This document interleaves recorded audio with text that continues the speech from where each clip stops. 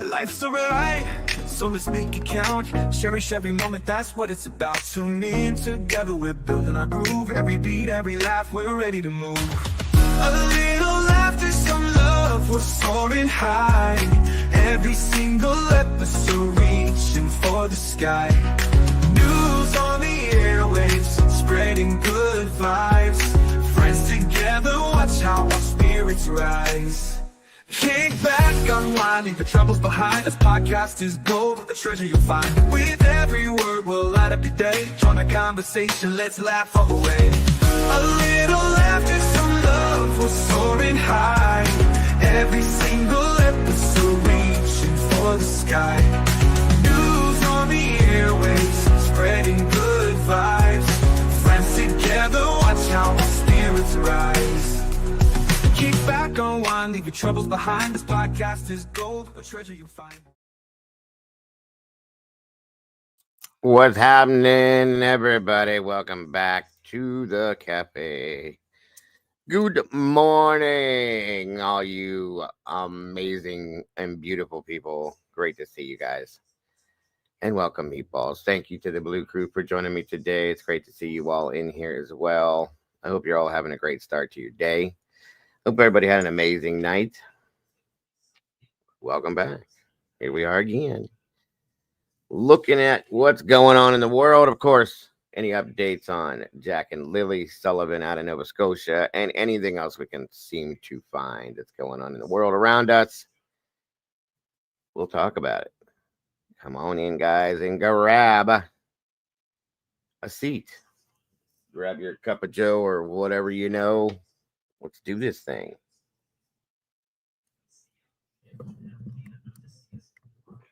And please let me know how I sound, if you guys can hear me okay. I went through a whole thing last night with my crew trying to fix some stuff, and it just didn't happen. So come to the realization that my soundboard's burnt up. Fried it somehow. I think it's because about 8 months ago, I haven't used that thing a long time. 8 months ago, we had a pretty bad storm and we had a surge, and I think it fried that. I think that's what happened, because it doesn't show up anywhere. I try to add it now. It turns on, doesn't do anything. That's it. So I think that's what happened. I think it got fried. So time to get another one. Gotta love it. They act like these things are just, this stuff's not cheap either. That's the sad part, but it's not important. I got to keep the other stuff running more importantly than that. So we'll see what happens. Thank you all for joining me. Let's see who we got in here. Miss Kaylee's in the house. Welcome back. Alicia J, great to see you. Sassy Kaze, hello. Welcome back, DKM. Great to see you. Aurora, welcome back to you. Brady B, the OG, hello and welcome back. Miss Sherry, great to see you today. SRBBB is here. Good to see you. Let me see. Miss Donna Salamander, welcome back to you. Great to see you today. Everybody coming through that door, please make sure to hit the like button if you will. Please share this out. And there's a chance Mama Bear might be joining us. Her link is pinned at the top of the chat. So when she does, if she does, make sure everybody pops on over and hits the like button for her too, guys. I have her link pinned in the top of the chat again already.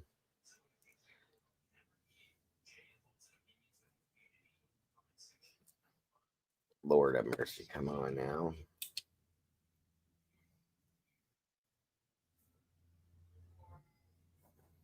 All right. This Brandy says 21st birthday. Uh-oh. All right. Well, you know how birthdays go in this community here. So if she's around, I'll make sure to let her know what we know.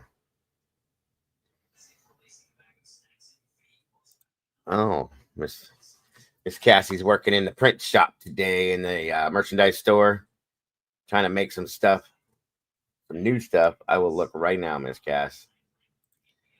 Give me 1 second.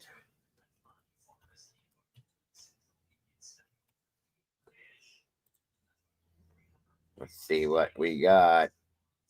She's trying to make some new merch. Put it out there for everybody. just in case anybody does want some stuffs. Let's see here.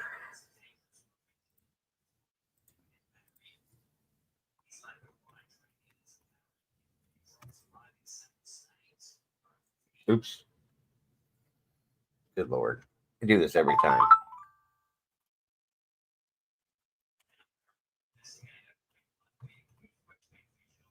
All right, let's see what we got going on in here in our merch store.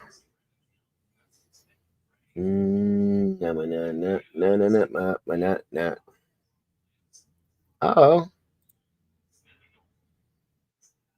Dude. Nice. Nice. I like that. See if you can put that on a fitted hat, Cassie. You know what I mean? The one where the back's not open. It's fitted. I know they have them in there. I saw. Wow, that looks great. Awesome. See if I'll show you guys real quick. We took the new logo Mama Bear put together, and I wanted to throw it on a black hat, which, of course, you could put on any color hat, but there it is. There it is. There it is. Looks good, Cass. I like that. Yeah, I'm going to get one. I want to get one put on I'll make my own, but put it on a fitted hat, the one that doesn't have the back. Those are the only kind of hats I like. So that looks awesome. I love that. Very cool. Very cool. I like it a lot. I'm going to have to do that with the other logo, too. That looks great, Cass. Great job. I got to put that in some shirts, too. I love that new logo thing. I wish I could blow that up. Let me see. Can I? Maybe I can. Yep, I can. There we go. That looks great. Good stuff. Very cool. Very cool. Very cool. Good job, Cassie. Good job. Guys, we got all sorts of stuff in here, by the way. Hold on here. Let me back up. If I can find it for you guys. Hold on. I have this blown up too big now. I do want a fitted. That's what a fitted hat is the one that has no back on it. There's no opening in the back, no snap back, no straps, no nothing. Yeah, I want a fitted. There is a link. We'll drop the link in here in just a minute, Kaylee.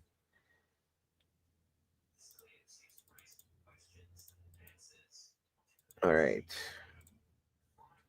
We got phone cases, everything. T-shirts. Let's see. Candles. Of course, we have the good old, the original. Oh, wait a minute. That's not the one.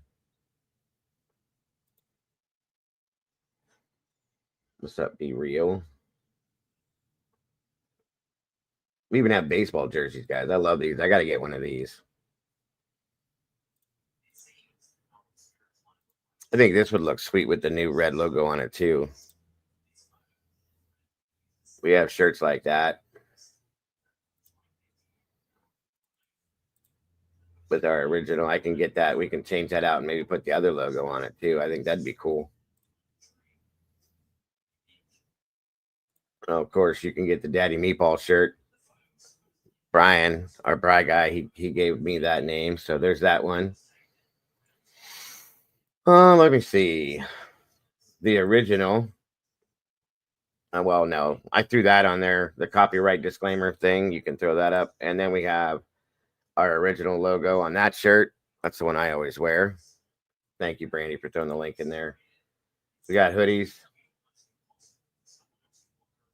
Many colors, by the way, folks. You can get the hoodies in all sorts of colors. Even a purple, maroon, blue, military green. We got candles if you want. There's a dad hat in here too. We already have with that logo on it. If you want to go that route, and they come in different, you can get the colors different, mix match too. Some of the ladies seem to like pink. I think this one looks pretty good. The pink and gray. If it'll There you go. Or the pink and red. Miss Wisdom's in the house. Hello. What's that? Be real. So that's the other hat we have. We got fleece blankets you guys can pick up if you want to cuddle up with the cafe and stay warm come fall and winter. Right there. And these blankets are nice and soft too, by the way, you guys. That's the other thing too, is all the merchandise. The materials are great. The shirts are amazing. The hoodies are great. Mama Bear has a hoodie. Kim Marin has a shirt. Quite a few people have the t-shirts, I think. And like I said, we have scented candles. I think this one is like a coconut apricot or something weird like that. There's the candle with the morning show on it. Lavender, cashmere, musk, cinnamon, chai. All these scents you can get. Because I love me some scented candles. That's my thing, guys. Also, let's see here. That's for my other channel, my Heavy Metal Toy Box channel. Our regular mugs. Spiral notebooks right here. Coffee mugs. We even have coffee, guys. If you want some True Crime Cafe coffee, right there. It's Rock Creek Coffee Blend, medium roast. There's a plush blanket, too. More of the candles there. This one here is Pretend Like You Like Me and hit the like button if you want that one. And again, they have multiple colors you can get this stuff in, guys. If I can get to the bottom here. And anyway. Let's see. Where's this one at? Stop minding your own business and do the right thing. We have that thing put on a shirt too. What's this one? Oh, this is our Paranormal Friday, which we don't do that anymore, so we're gonna have to change that up to the Saturday thing.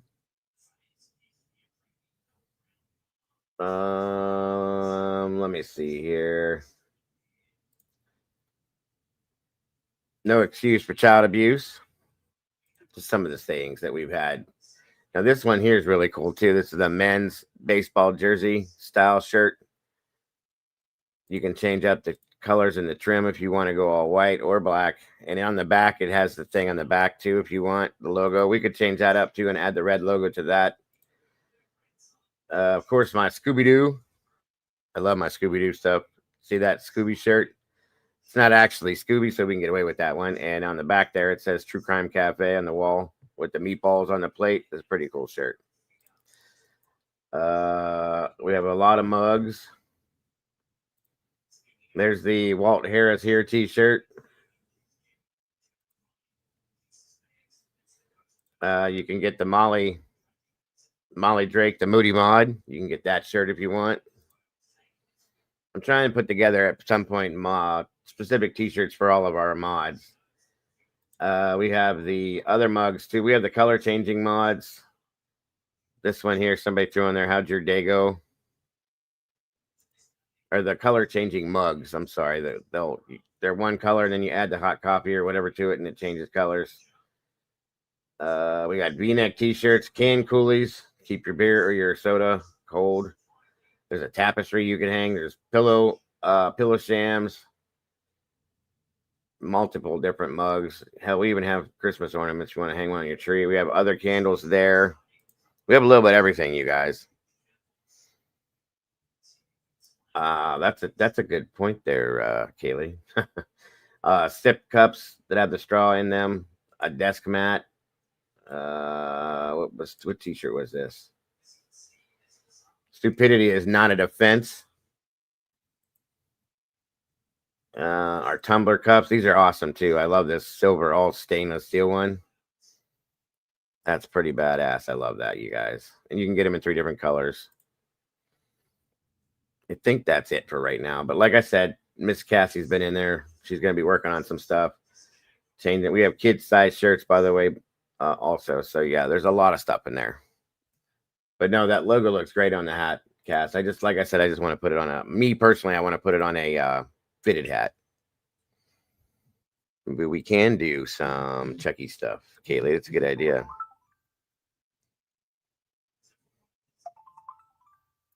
34 peeps, 21 likes. We're getting there. What's up, Eddie? Good to see you. We definitely have the notebooks, different style notebooks. We have composition books and spiral notebooks, I believe.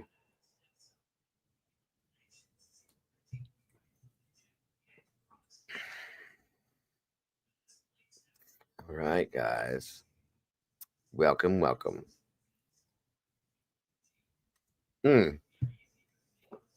Don't get also the t-shirts and the hoodies, the material they're very strong and like really good material. I was surprised. I had some choices when I first set this up, and I went with this because they had the better quality merchandise and the pricing wasn't so horrible for you guys. I didn't raise the prices up on it. I wanted to keep it low so everybody could afford these things because they're pretty cheap. It's fairly reasonable. I've seen some channels that have really high prices on their stuff. I don't know if we have pens, but that's a good idea, SRB. I have to look into that. I believe we have the ability. There's a whole catalog of stuff that I can do. Guys, we had bathing suits at one time, and I didn't think anybody'd really be into it. It was just an idea to try it out. The fact that we could even do it was crazy to me. But there's a whole list of stuff we can do. Underwear, socks, I think. It's crazy to me. Yeah, pens would be a good idea. I need my pens and notebooks myself. We'll keep Eddie hooked up with pens and notebooks too. We have specialty mugs that you can get specialty things on. So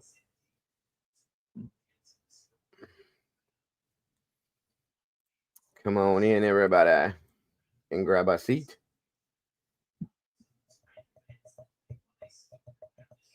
Let's see here. All right.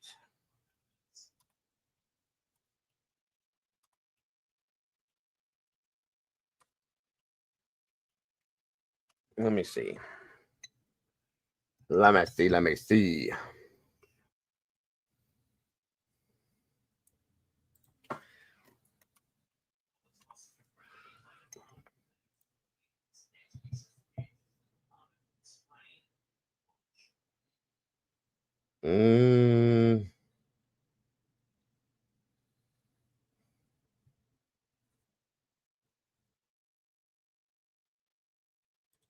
All right.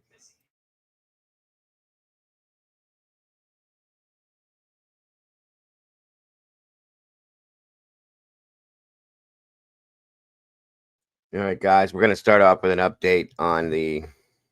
Thank you, Cassie. God bless. You're a sweetheart. I appreciate that very much. We're going to start off with an update on Jack and Lilly Sullivan, Nova Scotia.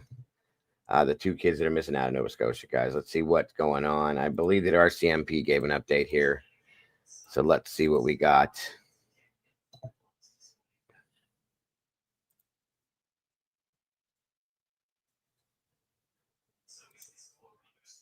Todd, police are still looking for 6-year-old Lilly and 4-year-old Jack Sullivan in Pictou County.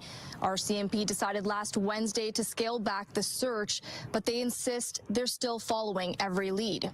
Lilly and Jack were reported missing more than a week ago and were believed to have wandered away from their home in Lansdowne Station. Since the initial search started, RCMP say they've covered over 5 square kilometers of heavily wooded rural terrain in the area. So far, they've received over 180 tips and interviewed 35 people, among them those closest to the children, including family. Police have spent days searching land and water, but didn't find any evidence of the children. In a statement, RCMP says they continue to work day and night, and like all Nova Scotians, want answers and want to know what happened to Jack and Lilly.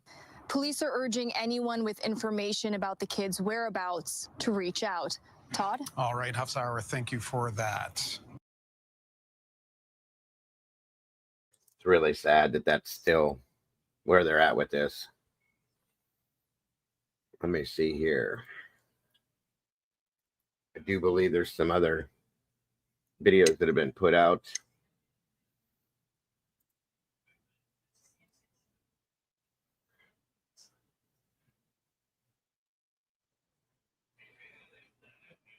One minute.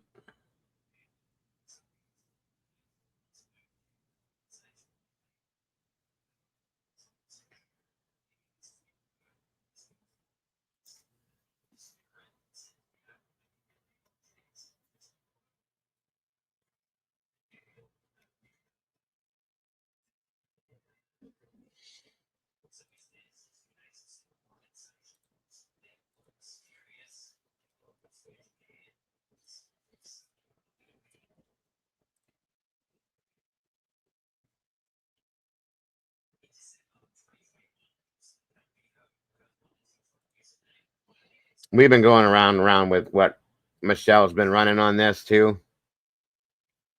So I'm going to go ahead and review the newest one she's put out 5 hours ago. See if she's got anything new to add too. I do too, Sherry. I really do, sadly. I hate to say it, but I truly do. And I've thought that way from the beginning, sadly. Good morning, everyone. My name is Michelle. I hope you're doing well. Welcome to another video. It is Wednesday morning, the 14th of May. In this video, I'm continuing the coverage of the disappearance of 6-year-old Lily and 4-year-old Jack Sullivan from Lansdowne Station in Pictou County, Nova Scotia, Canada. They were reported missing. Welcome, Echoes. I'm sorry to hear that, hon. I hope you're okay.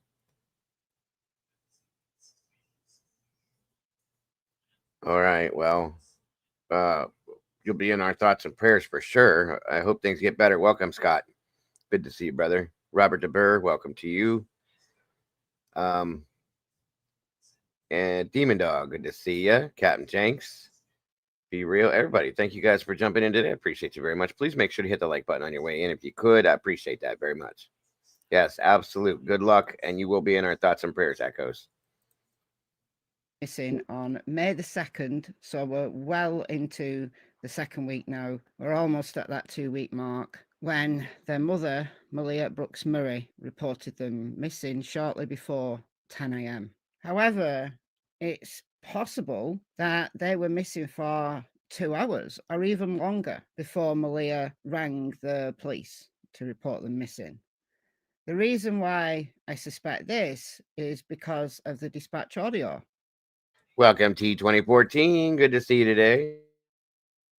Listen. Have they been gone a long time? 0800. 0800 hours is 8 a.m. So if Lily and Jack did wander off into the woods, as the police's original main theory was, then they've had at least a 2-hour head start on the searchers. And that doesn't count the time it would take to get search parties together. By the time they've got search parties on the ground, Lily and Jack could have been missing for 3 hours, 4 hours. It's a big deal, a big deal. That search lasted for 6 full days. And after that 6th full day, the RCMP reported that they were scaling back the search. They're still out there. They're still doing stuff. They searched land. I definitely hope it works and makes you feel better, Echoes. I'm so sorry to hear that. It's horrible. Good Lord. Stone Lake. They've searched, I think, other water sources in the area, and they've searched property again. Locals have reported seeing them at the property, around the trailer, under the trailer. No, it's not true that the trailer has been completely dismantled. I know that was a rumor that was going around. RCMP issued a press release yesterday. So we're going to go through this, and I'm going to note that there's a worrying, really concerning, problematic, disturbing even fact here that I want to talk about. Before I do, I just want to give a note about yesterday's video, this one. Some people in the comments were quite rude, saying that this was clickbait. No, it wasn't. No, it wasn't. The Globe and Mail, the news outlet, contacted the RCMP for a comment. Yes, I talked about the case generally, but within this video, I read. Welcome, Gary. Good to see you today, brother. Thank you for joining us. I hope you're having a great start to your day. Appreciate you being here. The response from one RCMP agent that was published in the Globe and Mail. Here it is. Guy Tremblay said they have nothing new to add regarding the case. That was the update. There's nothing new to add. I know everyone's affected by it, and investigators continue their hard work. Right now, I can't provide any additional details as I don't want to jeopardize. Welcome, Miss Carolyn. Good to see you today. Great to have you here. It is absolutely Echoes. And again, prayers to you, dear. We'll be thinking about you. It's the investigation. But as soon as we have an update, we will provide the information to the public. Okay, now, a few hours after this was released, there was a full press release with a little bit more detail. So I'm going to go through it. And again, I think this is concerning. Let's go.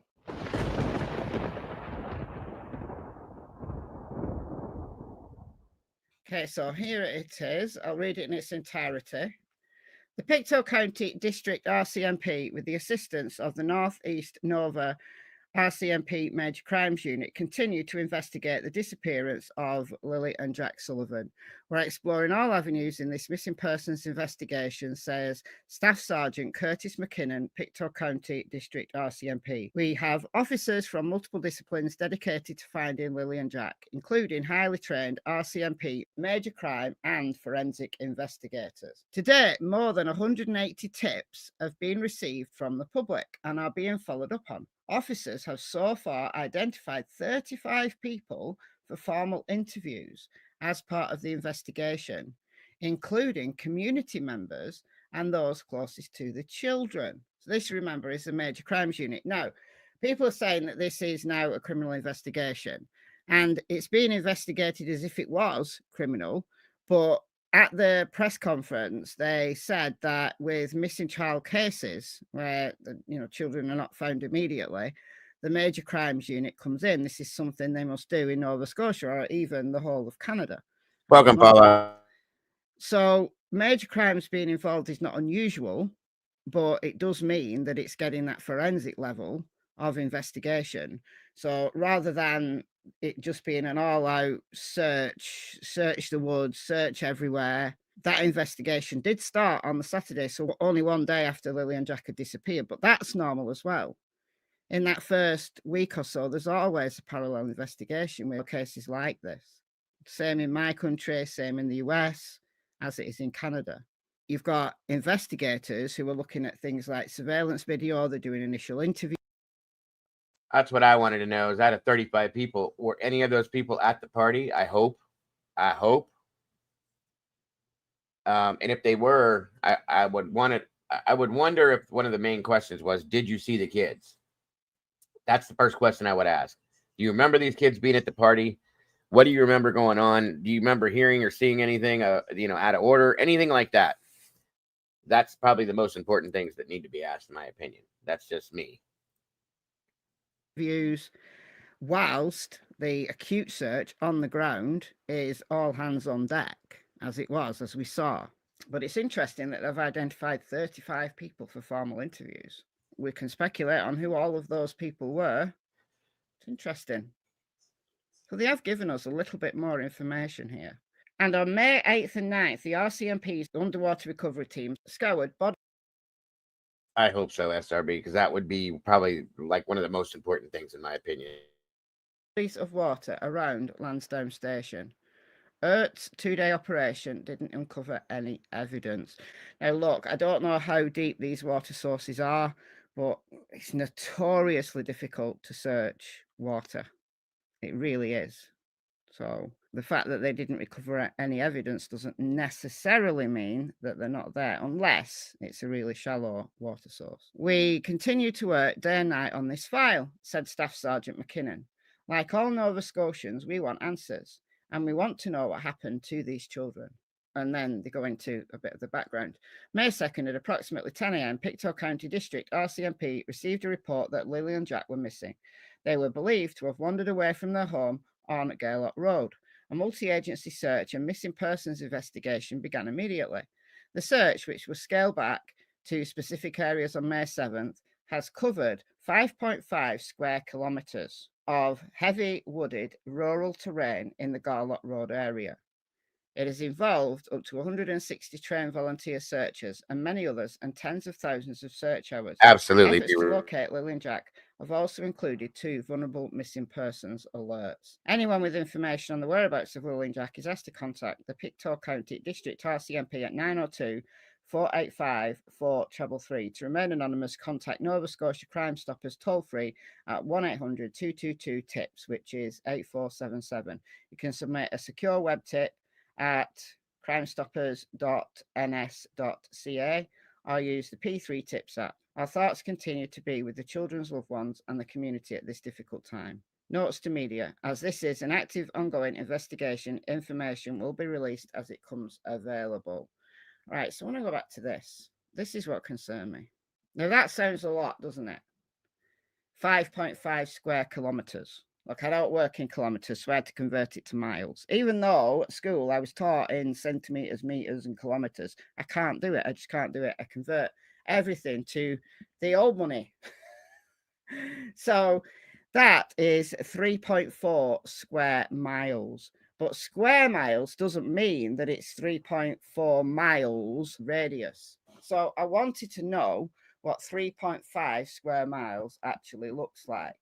And I could have done the calculation myself, I guess, but I asked AI. A circle that has an area of 3.4 square miles has a radius. So the center point would be the house, and the radius is from the center to the edge.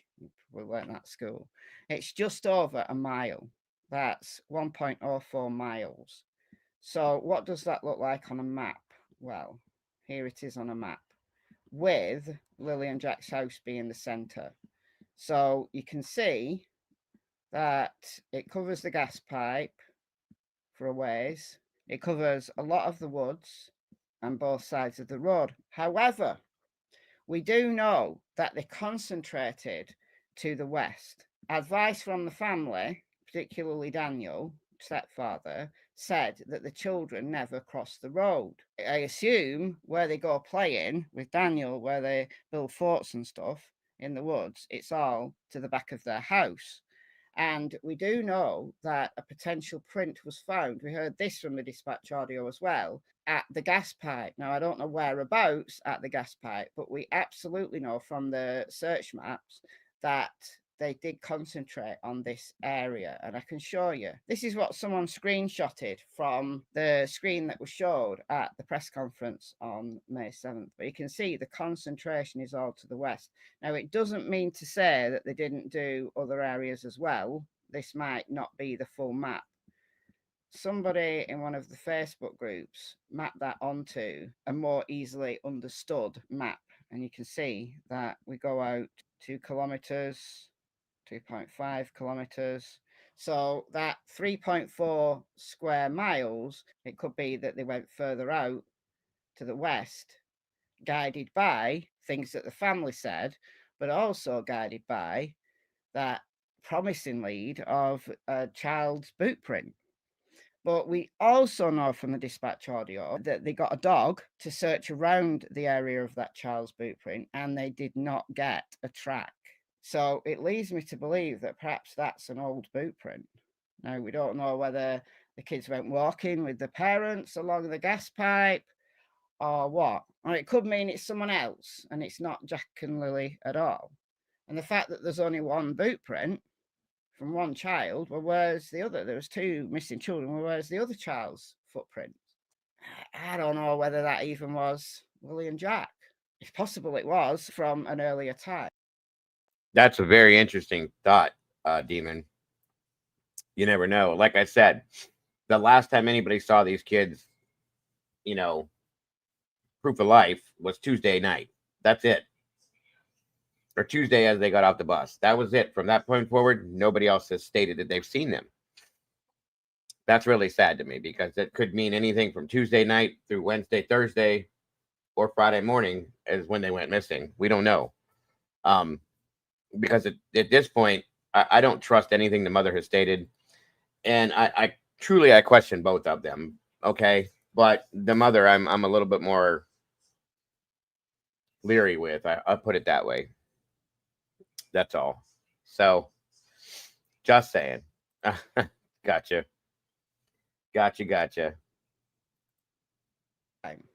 If they go walking there, maybe they go out about on their own a lot. Both parents said that they don't go out on their own. But then Daniel let the cat out of the bag, saying that, well, when they go out, he has to tell them to shut the door. They always leave the door open. So we know that they go out. Because if you were going out with them every time, you'd shut the door. So that really does not make sense, does it? It really does not make sense. But this is what concerns me. A mile, even 2.2 kilometers, a bit over a mile and a half. We know that the gas pipe going in a straight line is less than a mile from the home. 0.7 miles, so nearly 3/4 of a mile. And I'm not criticizing the searchers, but how easy would it have been for them to get out of the search area? If they were wandering about in the woods, how easy would it have been for them to walk a mile in the hours? And yes, I believe it's hours, not 20 minutes. Daniel said, well, it was 20 minutes. Like, we didn't hear them, and then 20 minutes went by, and then I went looking for them. No, not if we believe the dispatch audio. So in 2, 3, 4 hours, Jack and Lily, aged 6 and 4, could easily have walked a mile. Now, I know that there's a lot of dense terrain in here, fallen trees left over from the hurricane that came through a couple of years previous. I understand how arduous this terrain is, but if these kids know their way through the woods, they're used to playing in there, they'll know the trails. And likely they're not going in a straight line, but they could so easily be outside of that search area. And I understand how arduous it was, and I also understand the funding implications of keeping a search going for kids who are probably dead by now, but we do want Lily and Jack found, don't we? And sooner rather than later. Because the longer Lily and Jack sadly are lying out there deceased, the less likely it is to be able to get clues from their bodies about exactly how they died. So it's imperative that Lily and Jack's bodies are found if they are indeed dead and they are in those woods. I've got my doubts that this even happened at all. I've got serious doubts, but I'm saying if. What if? Like I said yesterday, I don't believe that they're even on anywhere on that property or around it. I think if they are, they're buried there. I hate to say it like that, but that's what I believe that I have for a while. That's my feelings, but I hope I'm wrong. I hope that by some strange chance I'm wrong, but if they're anywhere around that vicinity on that property at all or around it, they would be buried. I don't think they're with us anymore. I hate to say that as well, but I just don't believe they did too much of a search. They did an amazing search, and they were on top of that quick. And I think it's truly plausible to me that the kids were gone for a day or two before they called. Okay. And that could mean that they're anywhere. So I very sadly have to say that that's my feelings on this. They did go out there. It's very possible that they could be outside of that mile. They definitely didn't, Eddie. They definitely did not. They did. You're right. That's why I don't think they're anywhere there, SRB, because they did bring cadaver dogs in. I think they were taken somewhere else, if anything. And I believe, like I said, anywhere from Tuesday night on, they could have went and disappeared. You know what I'm saying? I have a lot of strong feelings about whatever day the party happened, that needs to be looked into because we don't know. But yeah. So those are my thoughts with that. Or a mile and a half if you're looking at this direction. And that they're out there somewhere. You know, they died the elements and they're out there somewhere. But until they're found, this massive question mark hangs over everybody in this community. And if the family are innocent, surely they need to be found sooner rather than later to put all that to bed. But again, I do understand the funding implications and just the sheer amount of manpower that's needed to conduct a search like this in this kind of terrain. I thought this was interesting. It's 7 minutes long. I'm only going to play a little bit of it, but it's an interview with someone from one of the search and rescue teams and about funding. When you see a large-scale search, can anyone differentially say that they saw them at the party? Because to me, that would be an easy cover up to have a party and just tell everyone they're sleeping or something. Then with people drink. Yeah, good point. That was already brought up, Gary. Good point. Very good point. 100%. So I was reading that the party was actually at 2, right? that there were only 6 cars in the driveway, 4 of them belonging there. Okay. Well, that neighbor probably sounds like the neighbor over exaggerated it then, stating that there were cars all the way out on the road, so on and so forth. So maybe the party doesn't have anything to do with it. We don't know, but and see, that's what happens is neighbors, people that want to over exaggerate or do their thing, bring that whole thing out. So we'll see what comes of that, if anything. Good point, Alicia. Good morning and good golly, Miss Molly. Good to see you, dear. Thank you for being here. Appreciate you very much. Yeah, I don't know, guys. Like I said, the party could have nothing to do with anything. They could have been gone Tuesday night, Wednesday, Thursday. Who knows? Or it could be the true scenario that they're telling us. I don't know, but at this point, I don't trust a lot with this because of the way the things have been put out.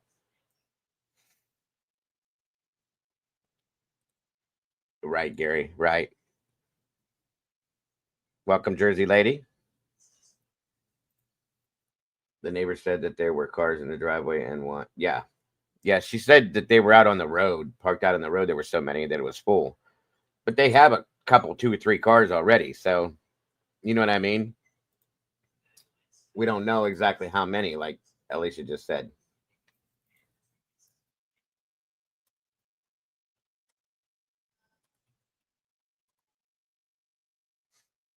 For sure.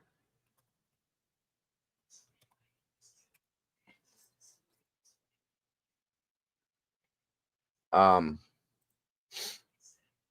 it's bugging the hell out of me. This whole thing, these kid cases always do. They always do. I've been thinking about it nonstop since we started. effort like we did last week for 2 missing children in Pictou County, you can see it's a major undertaking. But some involved in these searches are calling for changes to make it possible for them to keep doing their work more effectively. Kevin McLean is the president of the Colchester Grounds. That's a good point. And I wondered how she could, unless she was just driving by and saw, you know what I mean? But again, another good point. Happens every time, just like Bobby in the Sebastian Rogers case. You know how that stuff goes. We see it every time. Search and Rescue Association. Mr. McLean, why do you have funding concerns when it comes to search and rescue? I'd say because we're not really well funded, at least not across the province. If the kids didn't go to school, hey, done one. Good to see you. Which parent? Because that's a good point. That tells you who's more involved, possibly, or who's not within the 2 parents. I'd like to know which one. Welcome, Yvonne. Which one was the more involved parent? Because thus far, from what we've seen, the stepfather seemed to be more involved than the mother was. He knew more about the kids. He spoke more. He's come out more until recently, where he disappeared. So I don't know. Wonder how much food was in the house, snacks. Just never understand these kinds of cases. I understand, Damon. Understand. Driving by is plausible, yes, but still makes me sad that a grown-ass adult would do something like that when there are. So, yep. Amen. Amen. I happen to be on a team that is recognized by the municipality in which we reside. That's the Colchester area, where the municipality of Colchester County and the town of Stewiacke recognize the services we provide as essential. So our team is one of the better funded teams within the province, but that's not the case with most of the other teams. And it's really problematic. It's the same in my country. There's always underfunded services, underfunded resources, and it means that their services have to be limited, perhaps more than they would have liked. So I'm not degrading or anything the amount of searching that was done. What I'm saying, though, is we know from kids younger than Lily and Jack that they're able to walk that far. Like 2-year-olds are sometimes found that far away from home in terrain as difficult as that Lily and Jack faced, if indeed they wandered out into the woods. So I'm not actually that surprised that they weren't found, given that we know that quite probably they'd gone missing hours previous. They had a 2, 3, 4 hours head start on these search teams. If the story of the parents is true, and if Lily and Jack did wander away, and it's not just a story to hide foul play, and if indeed they did go out on their own and weren't picked up by anyone, weren't abducted by anyone, I think abduction is the most unlikely scenario. I flip between. Welcome, Christina. No worries. We'll get you caught up. Thank you for joining us today. Yeah, they wandered away, and it's understandable that they've not been found. To, I just don't like the feeling I have, and I've had it from the jump. I just don't like the feeling I have about the story that's been told. There's too many inconsistencies for me. But what about you? Let me know your comments down below, and I'll see you in the next video. Bye, guys.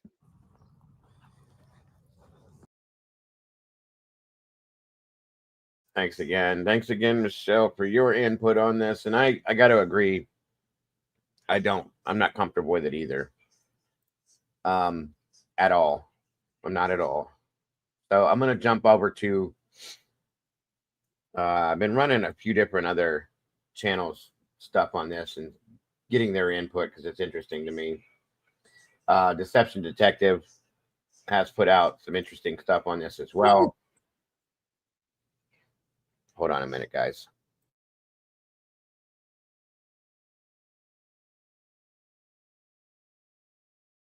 This is the newest he's put out here. He's got an interesting take on some of this, in my opinion.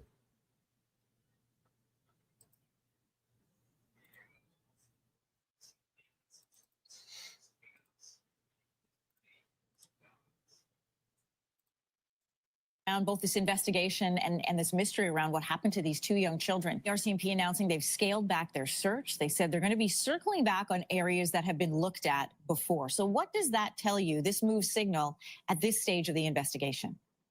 Well, yeah, thanks for having me, Anne-Marie. There's a couple of things at play here. Either the police know more than we do, which is quite likely. That's ex-police commissioner Chris Lewis weighing in on the disappearance of Nova Scotian preschoolers Lilly and Jack Sullivan, and I love his take. So in today's video, let's watch his interview with CTV, and I'll show you why. I'm Deception Detective, an attorney trained in statement analysis. This channel exposes lies and manipulation, so if that's your thing, hit subscribe. For exclusives, early access, and other cool perks, consider becoming a channel member. Link in description. If you're not familiar with this case or just not up to speed because it is developing day by day, here's a quick recap. More than a week later, and there's still no sign of 6-year-old Lilly and 4-year-old Jack Sullivan, the two missing children who are believed to have wandered into the woods near their Pictou County home. While RCMP say the search has been scaled back, the investigation efforts are still underway. No new updates have been released. As the community continues to wait, people are feeling sad, worried, and they have multiple questions. The municipality's warden says many are struggling with that unknown.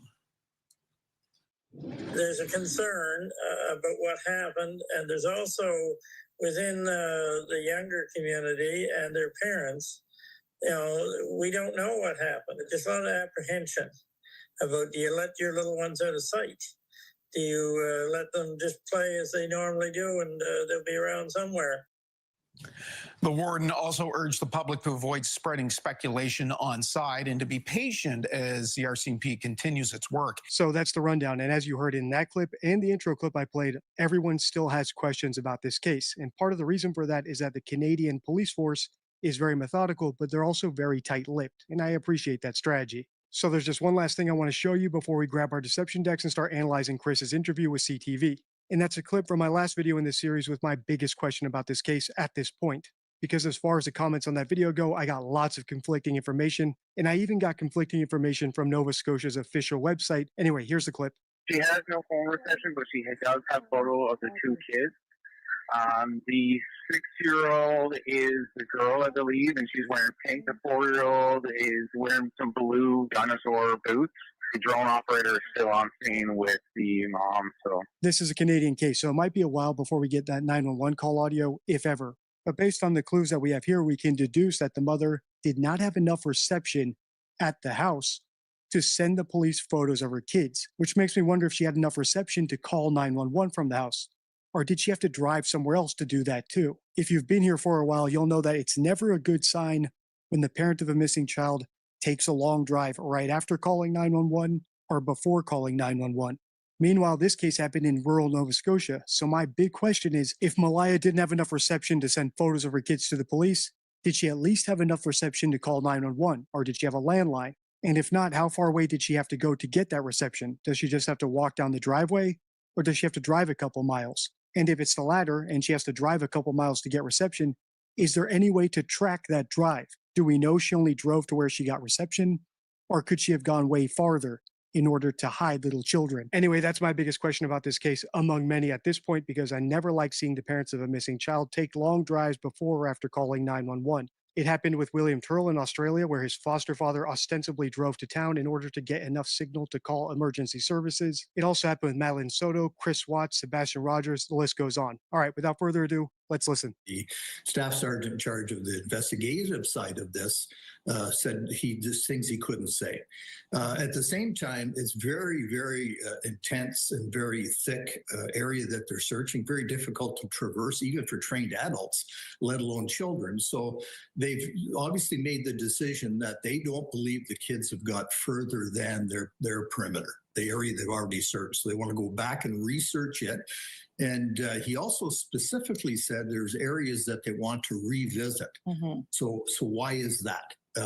It's disturbing to me that they think the children may not be alive, but the RCMP are really good at this, big searches and investigations. And so they know something we don't, and we have to trust them that hopefully these kids will be found alive, and they'll, if possible, they will do so. Is it possible one of the areas they're going to go back and research is the children's home and the property surrounding? It could well be. It could be specific areas in that turf that maybe there's water, culverts and things like that. I don't know. I'm only guessing here.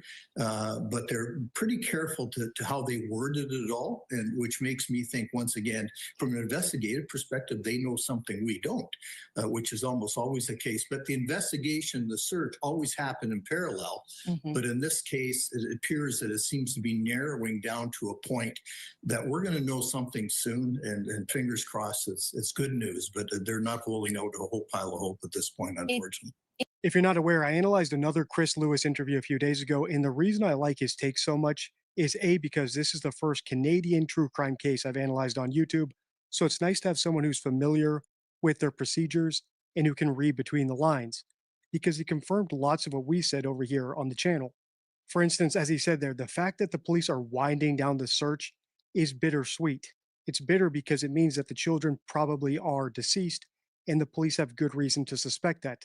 But the sweetness, if it's any consolation at all compared to the tragedy of losing two children, is that the police probably have a good idea of who the culprits are, which is how they were able to make that deduction after the kids had only been out in the woods for a couple days. Usually searches last way longer than that, no matter the conditions.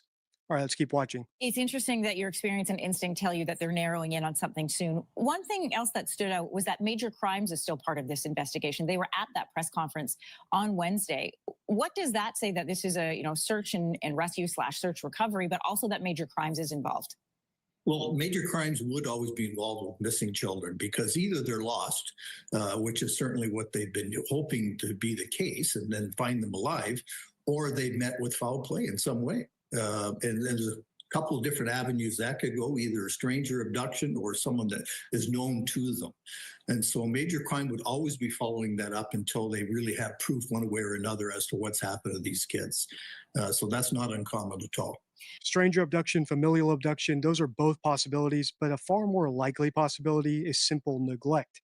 The parents were either high or stoned, the kids wandered off, and now the parents are lying about what happened because they know how neglectful they were. It's also possible that the parents' neglect led to the kids dying. The parents discovered the dead bodies and hid them because they knew that they would be punished for it. That's actually what I think happened in two of my most popular series, the Madeleine McCann series and my John Bonet series. In other words, the parents didn't deliberately kill the children. They're still genuinely sad about the deaths, but they covered up the death in order to spare their other family members from consequences, whether it's punishment or if they're vain enough, shame. Police said that the likelihood of the children being alive was very low. That stood out to me, and you mentioned it as well. When Yes. one officer was asked at how they arrived at that conclusion, he only offered scientific methods. What does that mean? Well, based on probabilities, previous searches, a lot of data that's been gathered over the years, and just experience of these searchers and the search masters, they made a determination that they don't think these kids could have got out of where they are. So that being the case, and have the fact they've been all through there, and some weather issues, although the weather's not all that bad, they've determined there's no way that they could be alive in their view, which is very sad. But at the same time, I've seen searches where adults have been missing for weeks in similar weather and found alive. So you can never say never, and the fact that they're leaning that way causes me even more concern. One last question for you. The parents say they believe the children were abducted. Police say they don't have any evidence to suggest that. So then what options are left? Well, why are the parents saying that? It would be the first question from the investigators. What makes you believe that? Because if they are, then the police want to know that.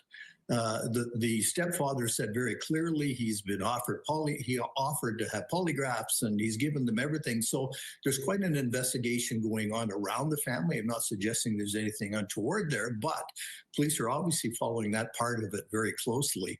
If you've been here for a while, you probably figured out my biggest reason for liking Chris Lewis's take about this case, and that's because he thinks it's a giant red flag when the parent of a missing child pushes a stranger kidnapping theory when there's no evidence of a kidnapping. In my first video in this series, I hope I'm wrong, I analyzed Lily and Jack's mom, and that's what immediately stood out to me. So click the playlist on the end card if you want to watch that analysis, as well as my analysis of the quote-unquote stepfather's offer to do a polygraph.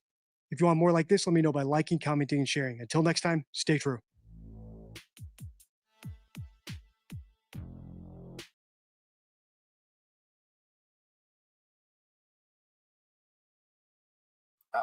Thank you for that. Now I'm on there. Thank you, SRB. Guys, please make sure to subscribe to Wisdom's channel, Wisdom Speaks channel, guys, and show some love and support there if you can and will, please. I appreciate that so very much. As well as the last 24 on Mikey's channel, please. I appreciate that so very much. If you will, you won't be disappointed with either channel. They do some amazing things. And of course, our Mama Bear's channel. Whether she's here or not, guys, we still want to keep that channel growing if we can and support and show love there. And last but not least, Miss Molly, the videographer of the channel. She does some amazing things on her channel, guys. Please go check it out. I promise you won't be disappointed. She's very talented over there. So please go check that channel by that link as well.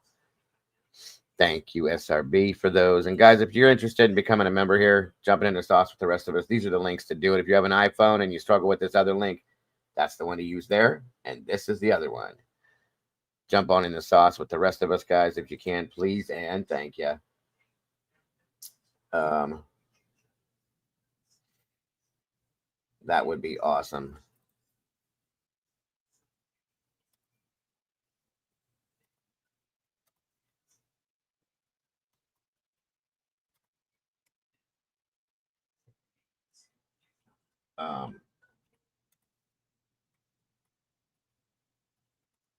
One second, everybody.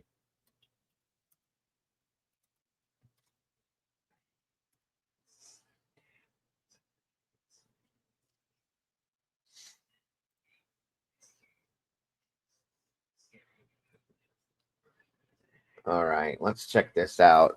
This is a Facebook discussion group on this. That's a video that was put out, I do believe, for the mother and 7 hours ago. So let's see what we got going on with what they're saying here.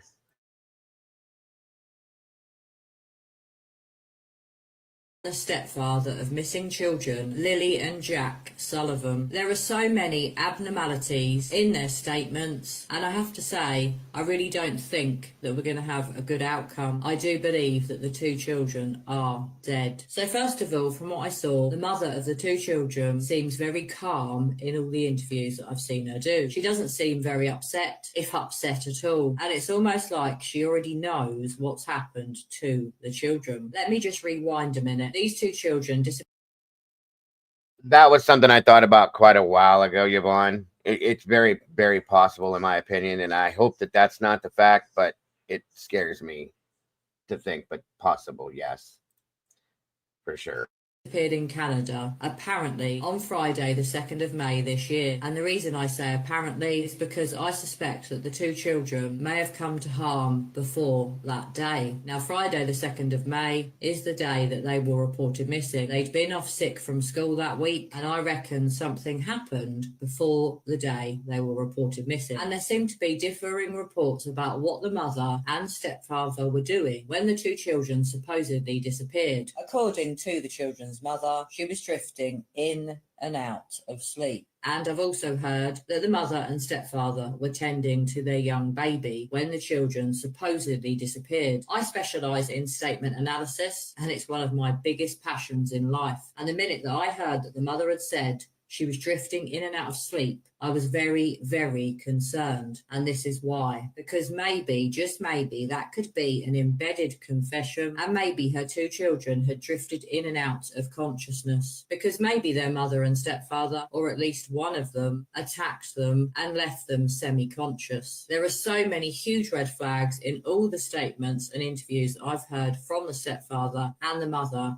This case concerns me greatly. I really do fear for Lily and Jack. They're only 4 and 6 years old, and they've been missing for over a week. I am hoping to do a much more thorough statement analysis of some of their interviews, and I hope to get these videos out for you soon. And let's hope that soon these children are found. But what really concerns me is that the police in Canada have already said it's most likely that the children are dead. They've been gone for over a week. They're very small, they're very young, and how on earth could they be surviving on no food and no water unless they've been abducted? But I have to say, I really don't believe that to be true. I really do feel that their mother and stepfather are hiding something. And what's really, really interesting and concerning is that their mother is now currently staying with family and seems to have left the stepfather, or at least they've had a falling out. But what on earth did they have a falling out about? And I've also heard that apparently one of their neighbours didn't even realise that children lived with them. Maybe they knew about the baby, but they certainly didn't know about these two children. Why?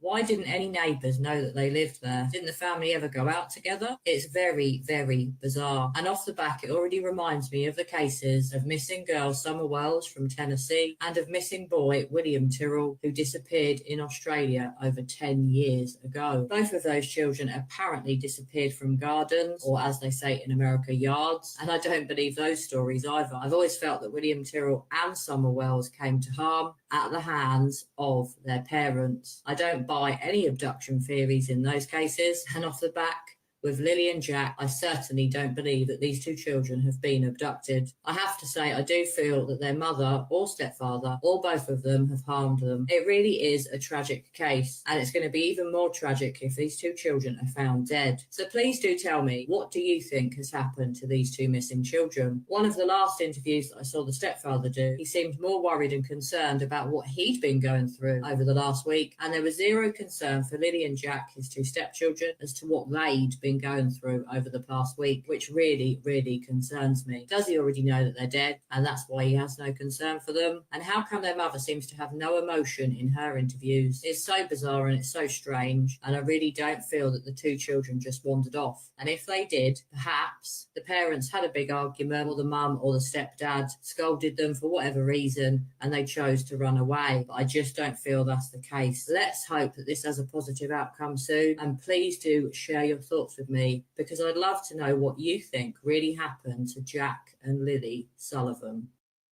Huge. Okay, so that was just one thing there. There's not a lot going on the Facebook, anything new. Of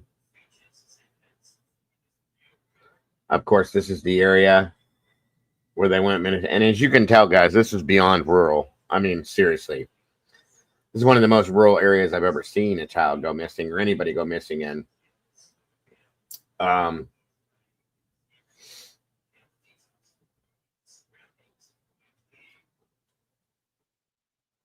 Somebody here said that the parents likely knew she had her backpack because she kept asking to go to school.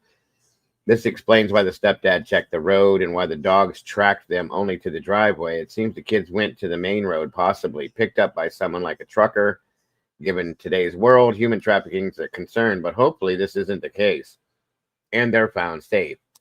I also believe that the parents were sleeping and the kids left the house hours prior to them noticing that the house was quiet. This is a very big possibility too, you guys.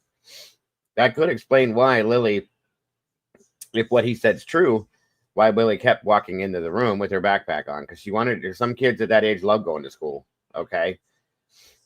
So that's a grand possibility. Now, the other thing that bothers me is if Lilly was the reason why they didn't go to school Thursday. She had a cough, supposedly. And if she didn't go because both the kids went to school, why did Jack not go just because Lilly didn't go? That's the one thing I don't understand. Okay. Thursday, so they go to school Tuesday, they come home, their last scene, their last proof of life was Tuesday afternoon when they got off the bus. All right, thank you so much, Cass. Great job, by the way. That stuff looks amazing. And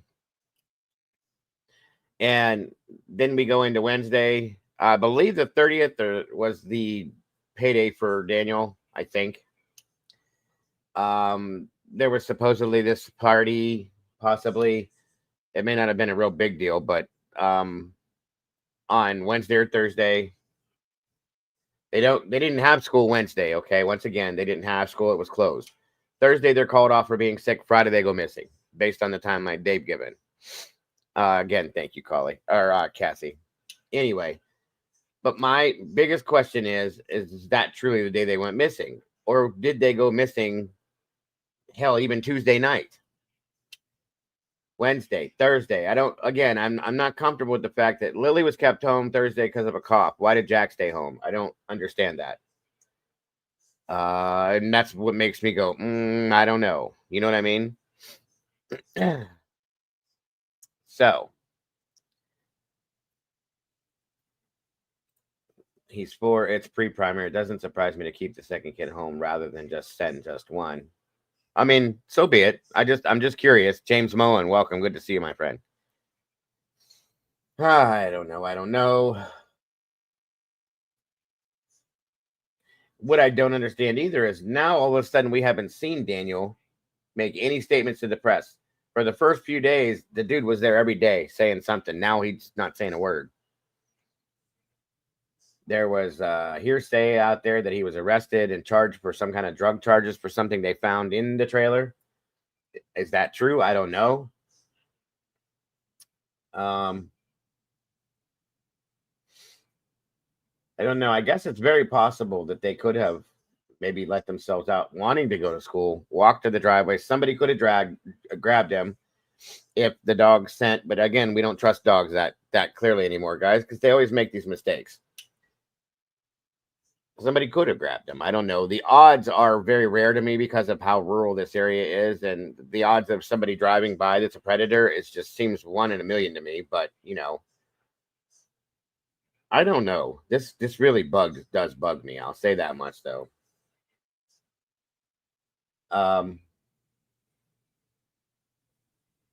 That's the biological father, Cody Lee Sullivan. And no, he's not in jail at this time. He was at some point, but he's not now.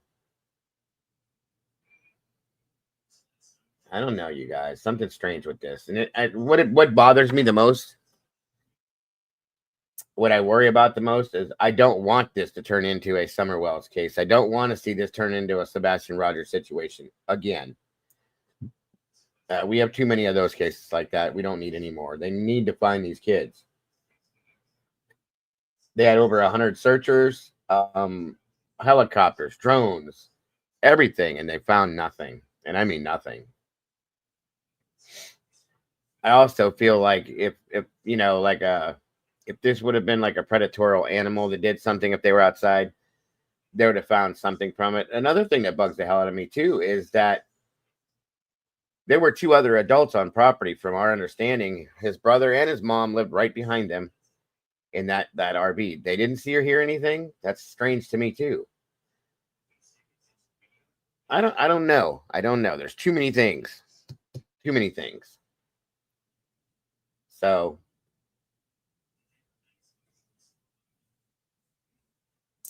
I do not know. Let me see here.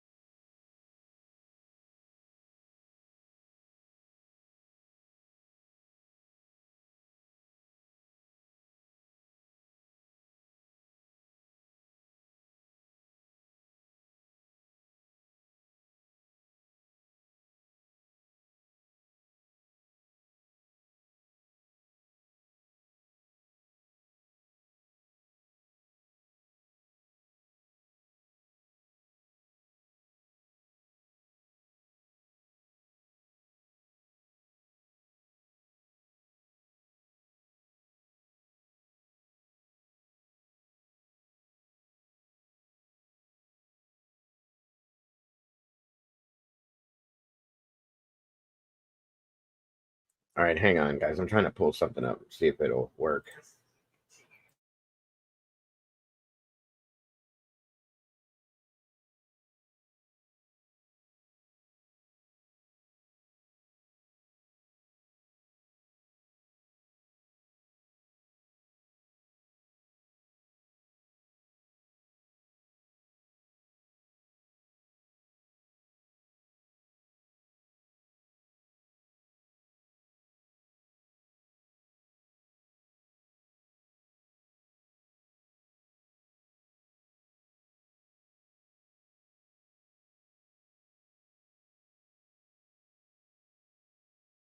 I'm trying to get something to load, guys. Bear with me. I'm sorry.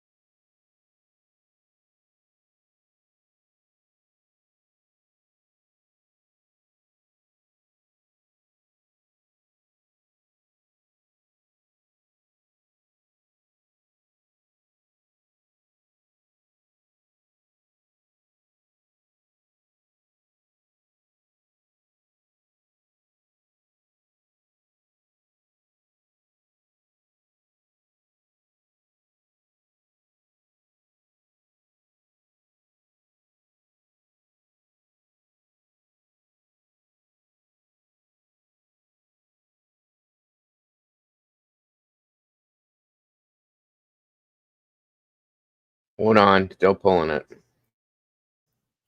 You're on your own there, James. I ain't gonna step into that mess. I already know better. Sorry, bro.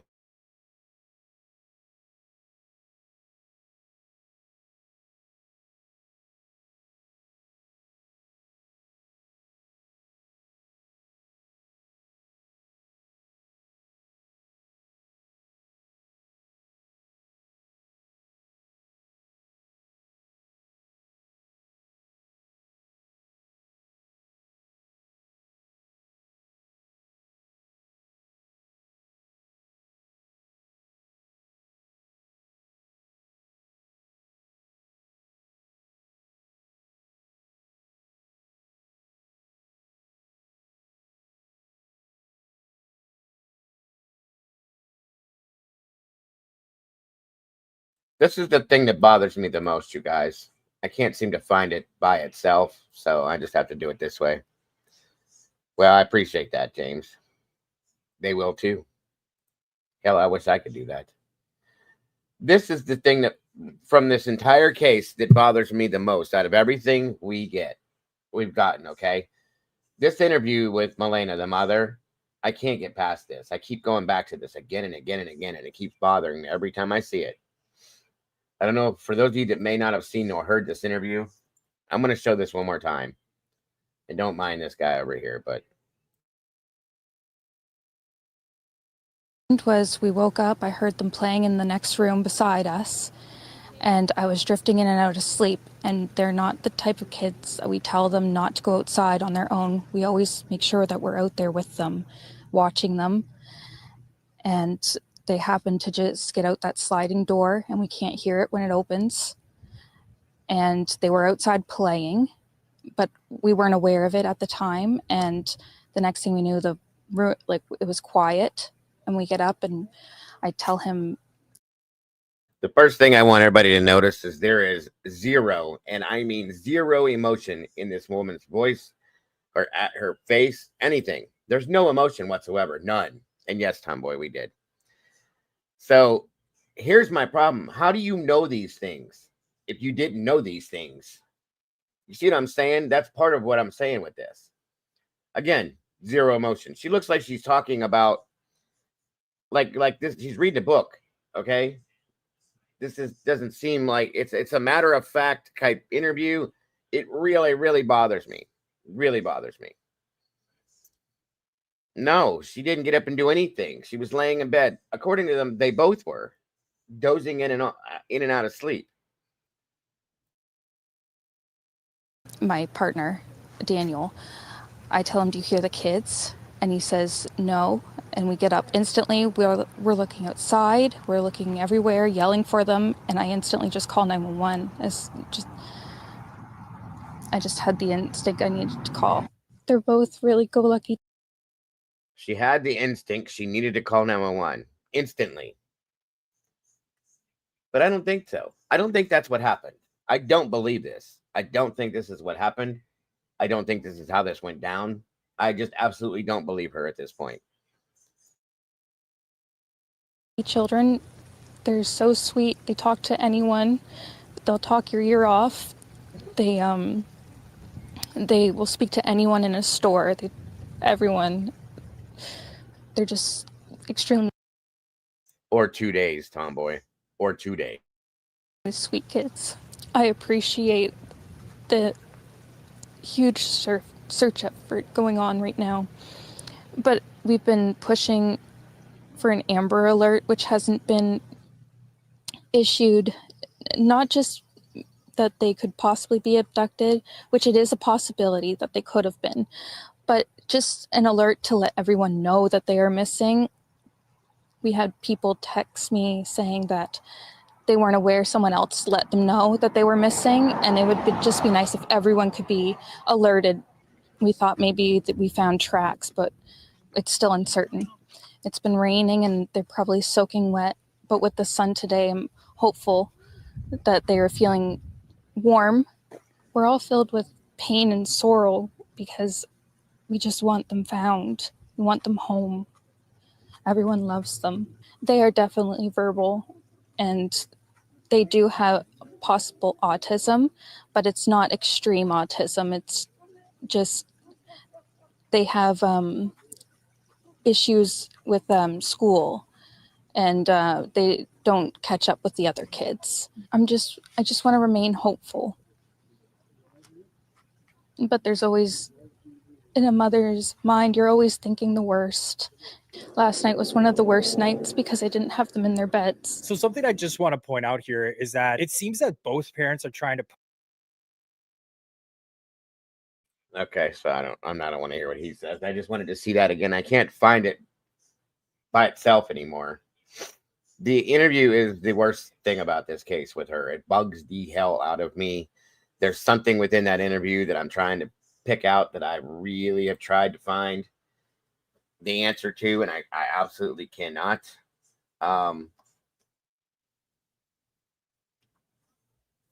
Give me a minute here.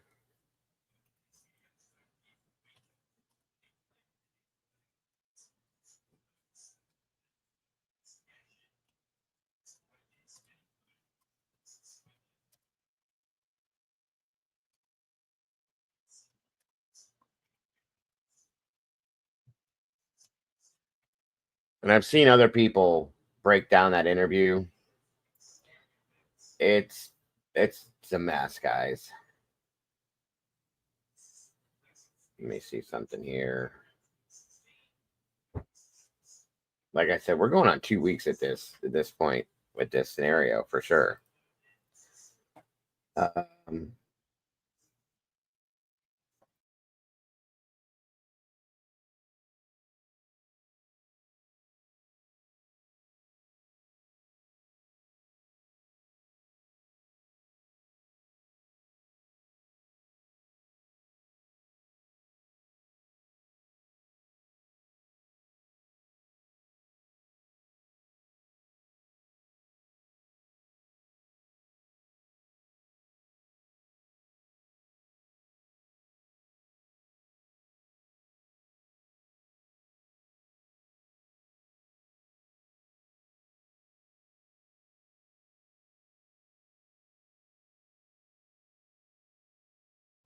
Well, now I found a somewhat some version of it, I guess. Still not what I wanted to see. I'd like to see a raw version of this. Welcome back, Brandy.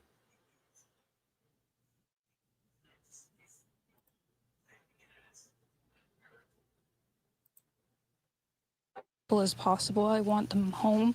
I want to hold them. And I want them home. RCMP say there is still no sign of two siblings. I don't even know. I don't even know what to say, you guys. This case is bugging the hell out of me. Truly. Truly.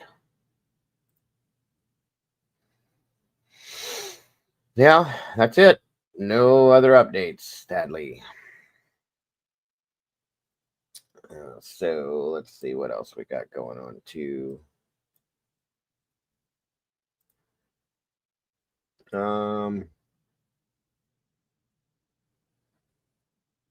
Stepdad exposed. What is that? Hang on a minute.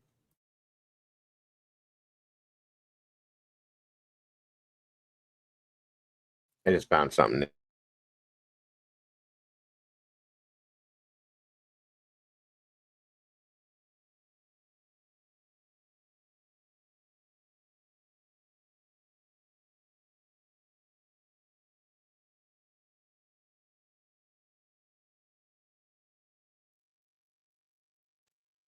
All right, let's see what this is about. Guys, welcome back to the channel. In today's video, we will be looking at the disappearances of Jack and Lilly Sullivan because we could have been lied to and the stories aren't adding up. It turns out that apparently the kids were last seen on Thursday night, and if we take a look at where this family are living, you can see many problems with their story. So the first thing that we are going to look at in today's video is the conditions that this family were living in and how it's hard to believe these kids just wandered off for no reason. Jaw dropped when I see the in-home living situation of Lilly and Jack Sullivan, the two missing children in Nova Scotia, y'all. Oh my God. So this allegedly is a in-depth, more pictures of the home that Jack and Lilly Sullivan went missing from in Nova Scotia, Canada. Now, they expressed that they lived in a trailer and they had a lot of land, and it was in an area that was right next to the woods.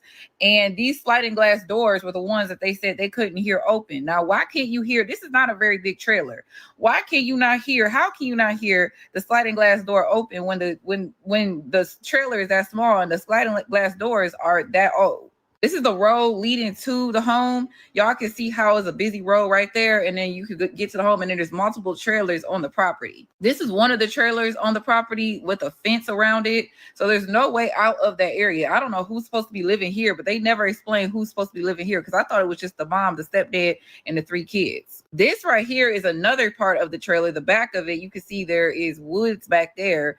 This doesn't make any sense to me. How can 2 young, small children walk all that way by themselves, especially in these kind of conditions? The way So while looking at the place where the family are staying, it gives you an idea of why people are very suspicious of the parents. Like this woman says in the video, how did the parents not hear the kids open the door and go outside? I don't know if any of you have lived in a caravan or trailer, but you can pretty much hear everything unless it's a very luxurious place. But from looking at this, you can tell that it doesn't look like the nicest of places. Another thing I noticed is that it looks like the garden is fenced off as well, and there is a gate to go out. So the kids would have had to sneak outside without making a sound, then open the gate and start walking off. And they did all of this without the parents hearing anything, apparently. And you have to think about the age of these children. They're only 6 and 4 years old. You really think none of these kids are going to make a sound while they were sneaking out. But it doesn't stop there, because in this article, it says that Daniel has told news reporters that the sliding door that he thinks the children used to leave the property was closed. So not only did the parents not hear them open the door and leave, they didn't hear them shut the door either, which they don't normally do according to Daniel. Something else that I can't understand is that it says Daniel heard Jack in the kitchen, and after a couple of minutes went by, he went and checked to see where the kids were, and the kids were gone. So how far could the kids get within a couple of minutes? That's the point.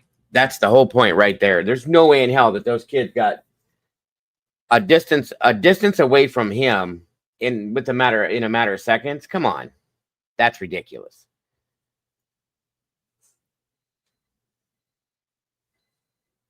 Yeah, and not to mention that the mother and his brother were right there. Nobody saw him. 4 adults did not see these kids. That's crazy.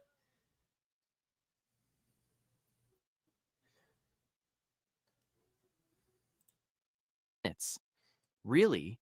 Because they wouldn't have got far. Yeah, you can't judge the fact that some people can only afford so much. You could live in a cave, and as long as you're taking care of your kids, that's all that matters. That's a valid point. And if Daniel went searching straight away and was calling their names, I'm sure he would have caught up to them, considering that he apparently heard Jack a couple of minutes before he noticed they were missing. Now Daniel says he heard Jack only a couple of minutes before going out to look for him and Lilly. But what if he didn't hear them? And what if actually they weren't seen since the night before? Because this next clip that we are going to watch suggests that the kids haven't been seen since Thursday night, not Friday morning. So let's get into it. On what possibly may have happened to Lilly and Jack.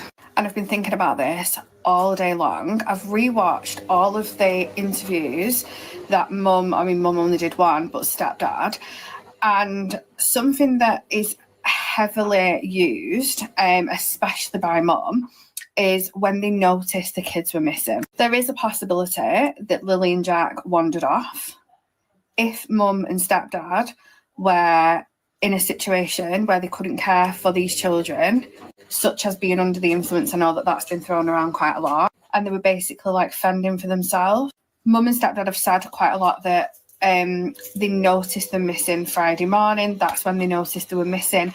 Mum says that she had this feeling, basically, that she had to ring 911 straight away. Now, that wouldn't be my first thought if I couldn't find one of my kids. An abduction of my kids would not be my first thought. Yes, I know it happens, but the likelihood of it happening is quite slim. So my first thought would be to look for them. I think that they haven't seen Lilly and Jack for a number of days, or a day, or 24 hours. And the reason I'm saying this is because paternal grandmother, which is bio dad's mum, posted a comment online, I'll show you,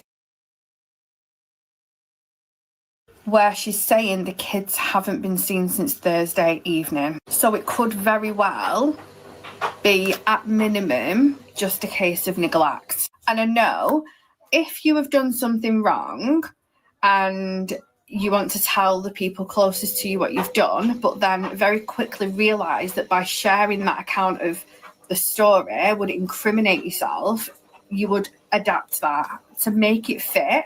So you're sort of telling the truth, but missing parts of it out. And I think if that's the case, and that did happen, and the last time they were seen was Thursday evening, if they'd have told the police that, then the case likely would have taken a different direction in the first place.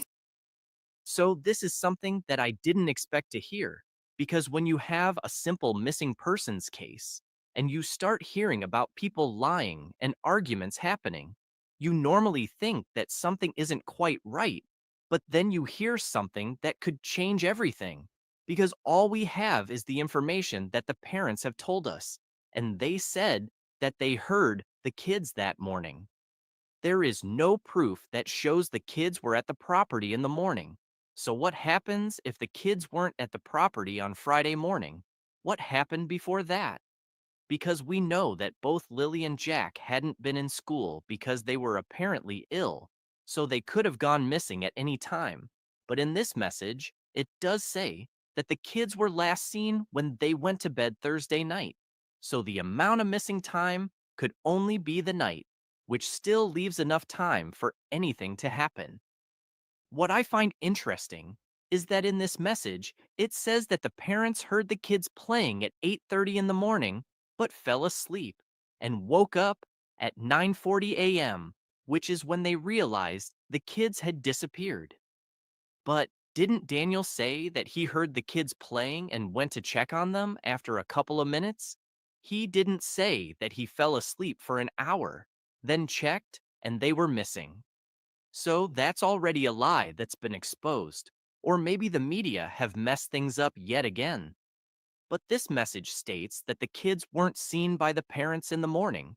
But in this article, it says that Lilly poked her head in while her parents were looking after the baby, and Daniel says that she was wearing a pink t-shirt. So Daniel states that he saw Lilly in the morning. So could this be another lie? One of the biggest things that bothers me is that they don't know what Daniel was, or the Jack was wearing at all, besides boots and a pull-up possibly. And that's only, I think, because that's something he wears at night. Okay. Or a standard, or during, even if he wears it during the day, it's something that they know for a fact that he always wears. Okay. The problem is you should know what that child's wearing. That means to me that you didn't see that child at all that day. That's it. That's my opinion, of course, but it still bothers the hell out of me because you had no idea what this kid was wearing. That's a problem for me, folks. That tells me you didn't pay any attention to your child that day. Or when, all it was boots. That's the initial description, was a pair of blue dinosaur boots. That was it. Then the pull-up thing came out, and that was just possibly a pull-up. That's what the stepdad said. Okay, I didn't get the brown pants and shirt thing, but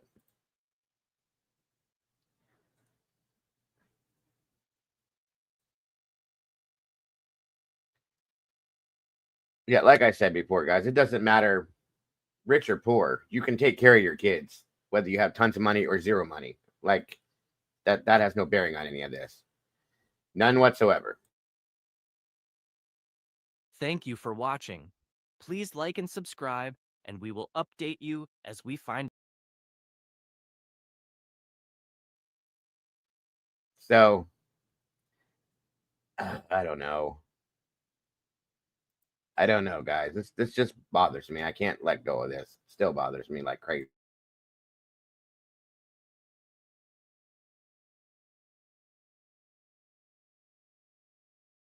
All right, guys. I think we're moving forward here next. There's nothing else for me to put out. I've looked at everything I can. I don't know what to think. I don't know. Let's see here.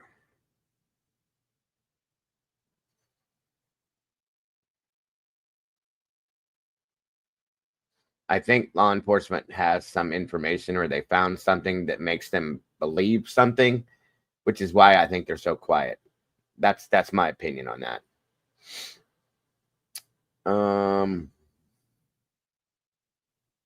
Hang on here.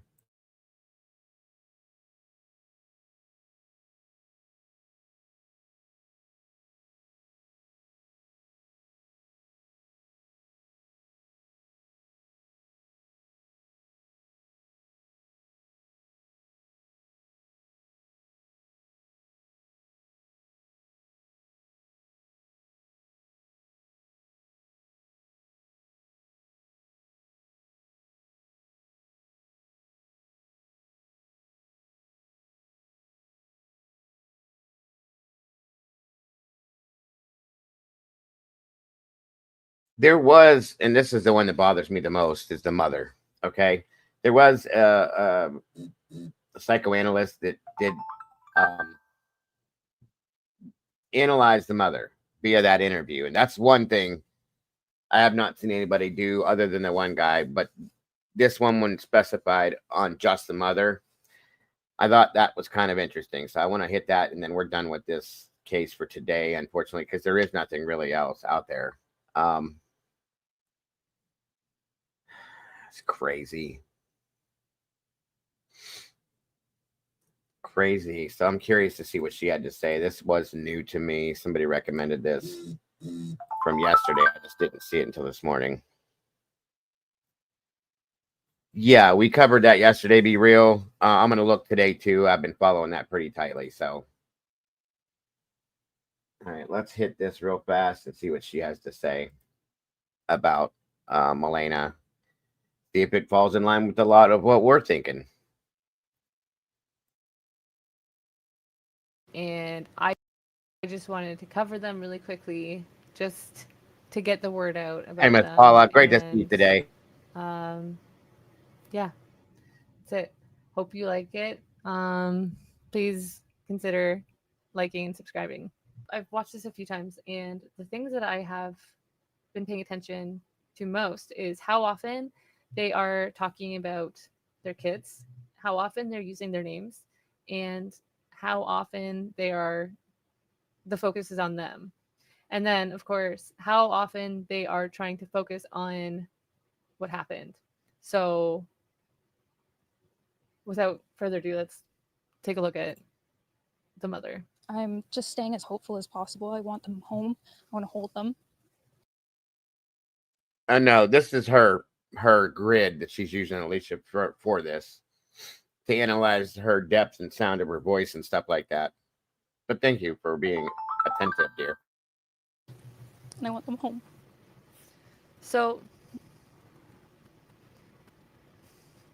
it's interesting because right here, you see the chin boss, but it really doesn't seem like there's no guilt in the forehead. There's no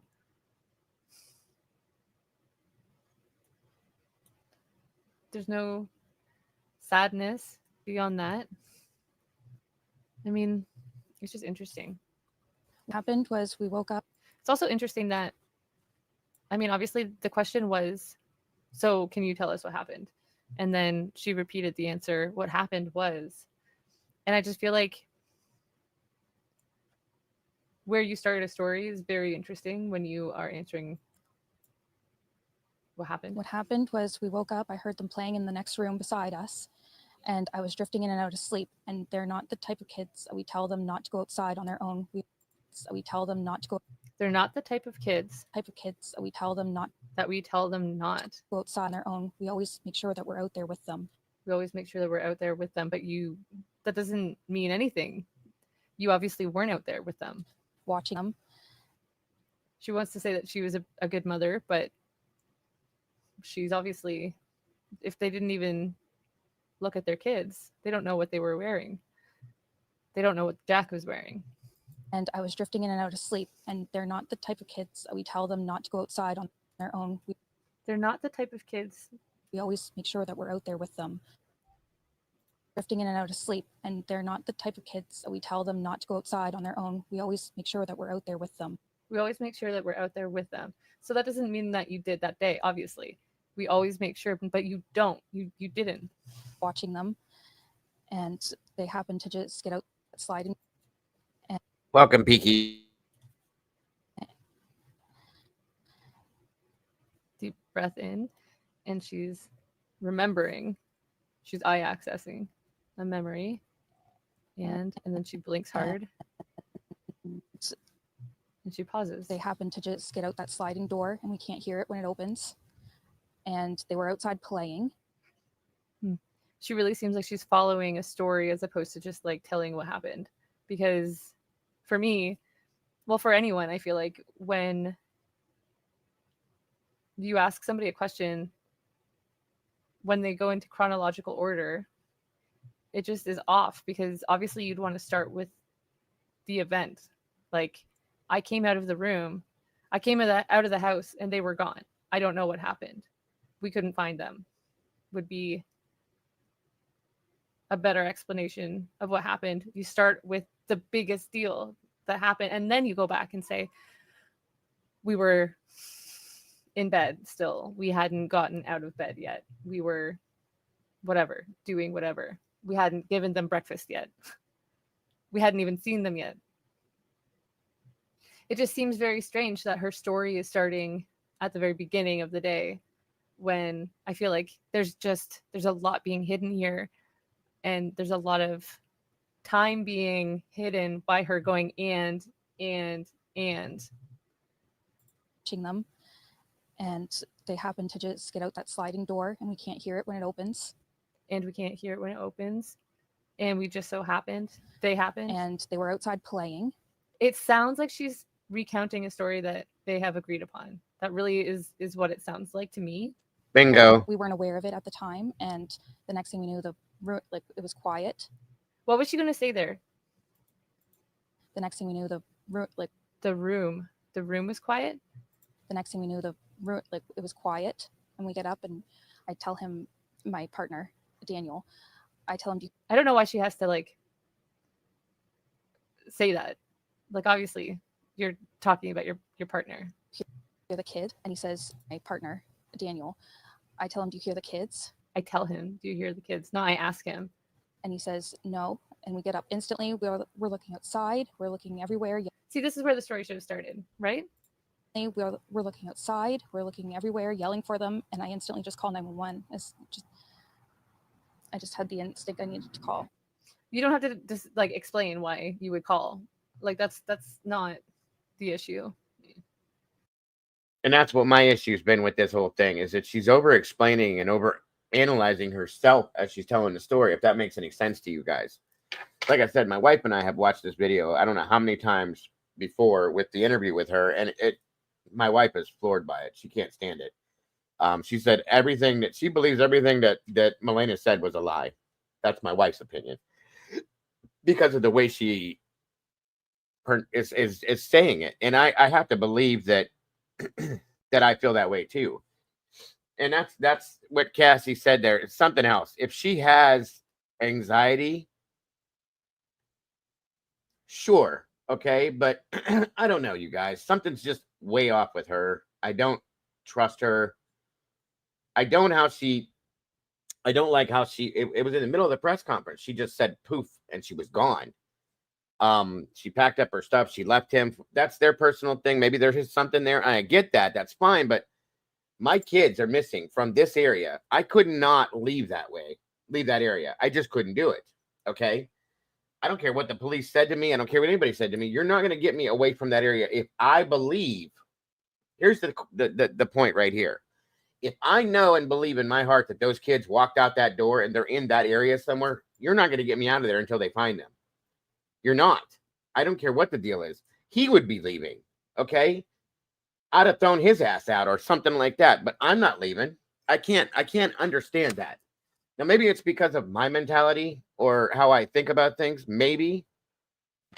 I don't know, but I don't trust her for some reason. There's something about her I'm not comfortable with. And I haven't been since the very first time I watched that interview. That doesn't mean you guys have to feel the same way, okay? I'm just very, very uncomfortable with her. Now, truly, in all reality, I don't trust either one of them, but I trust him more because of the emphasis that he's put on being there and doing the things he's done and showing some emotion. She didn't show any emotion, guys. That really bothers me. It reminds me of the Jennifer Soto situation. It really does. So I don't know. I don't know.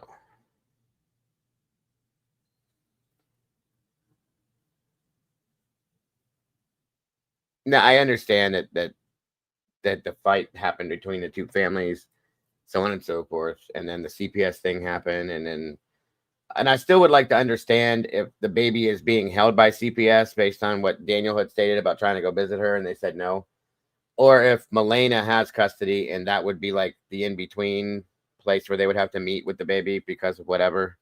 There's something else going on here that I'm just not 100% sure about. So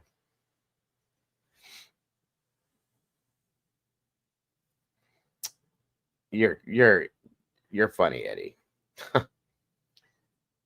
You're funny, bud.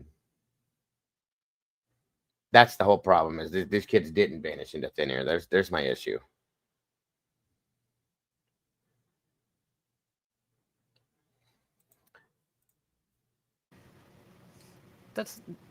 You don't have to explain why you called. But it seems like she feels like she needs to. Which makes it weird because I have a problem with they weren't in school at all the whole week before. So they could have disappeared any day. Something could have happened to them at any point in time. So why does she feel the need to tell us that she felt like calling them? And again, like I said, that's my other problem, is that they went to school Monday and Tuesday. They're done. Wednesday, they didn't have school. Thursday, they were called off. Friday, they go missing. So nobody has proof of life after Tuesday, and that's something else that won't get out of my head either. It bothers me. And that's what it's red flags. They're both really lucky children. They're so sweet. They talk to anyone. They'll talk your ear off. They'll talk your ear off. They'll talk your ear off. It really seems like a negative thing that you're saying. They'll talk your ear off. They will speak to anyone in a store. Everyone. They're just extremely sweet kids. I appreciate the huge search effort going on right now, but we've been pushing for an Amber Alert, which hasn't been issued. So them and their Amber Alert, they're really, really eager, or really just trying to push the narrative, I guess, of wanting an Amber Alert to be called, which is very interesting because, again, I feel like it's redirecting the attention. They're really trying so hard to get the attention off of them, and they're so. Think of what as negative, Alicia? I missed what you're talking about, hon. I say that about my kids all the time because they will. I missed something. Did I miss something that she said here? Hold on.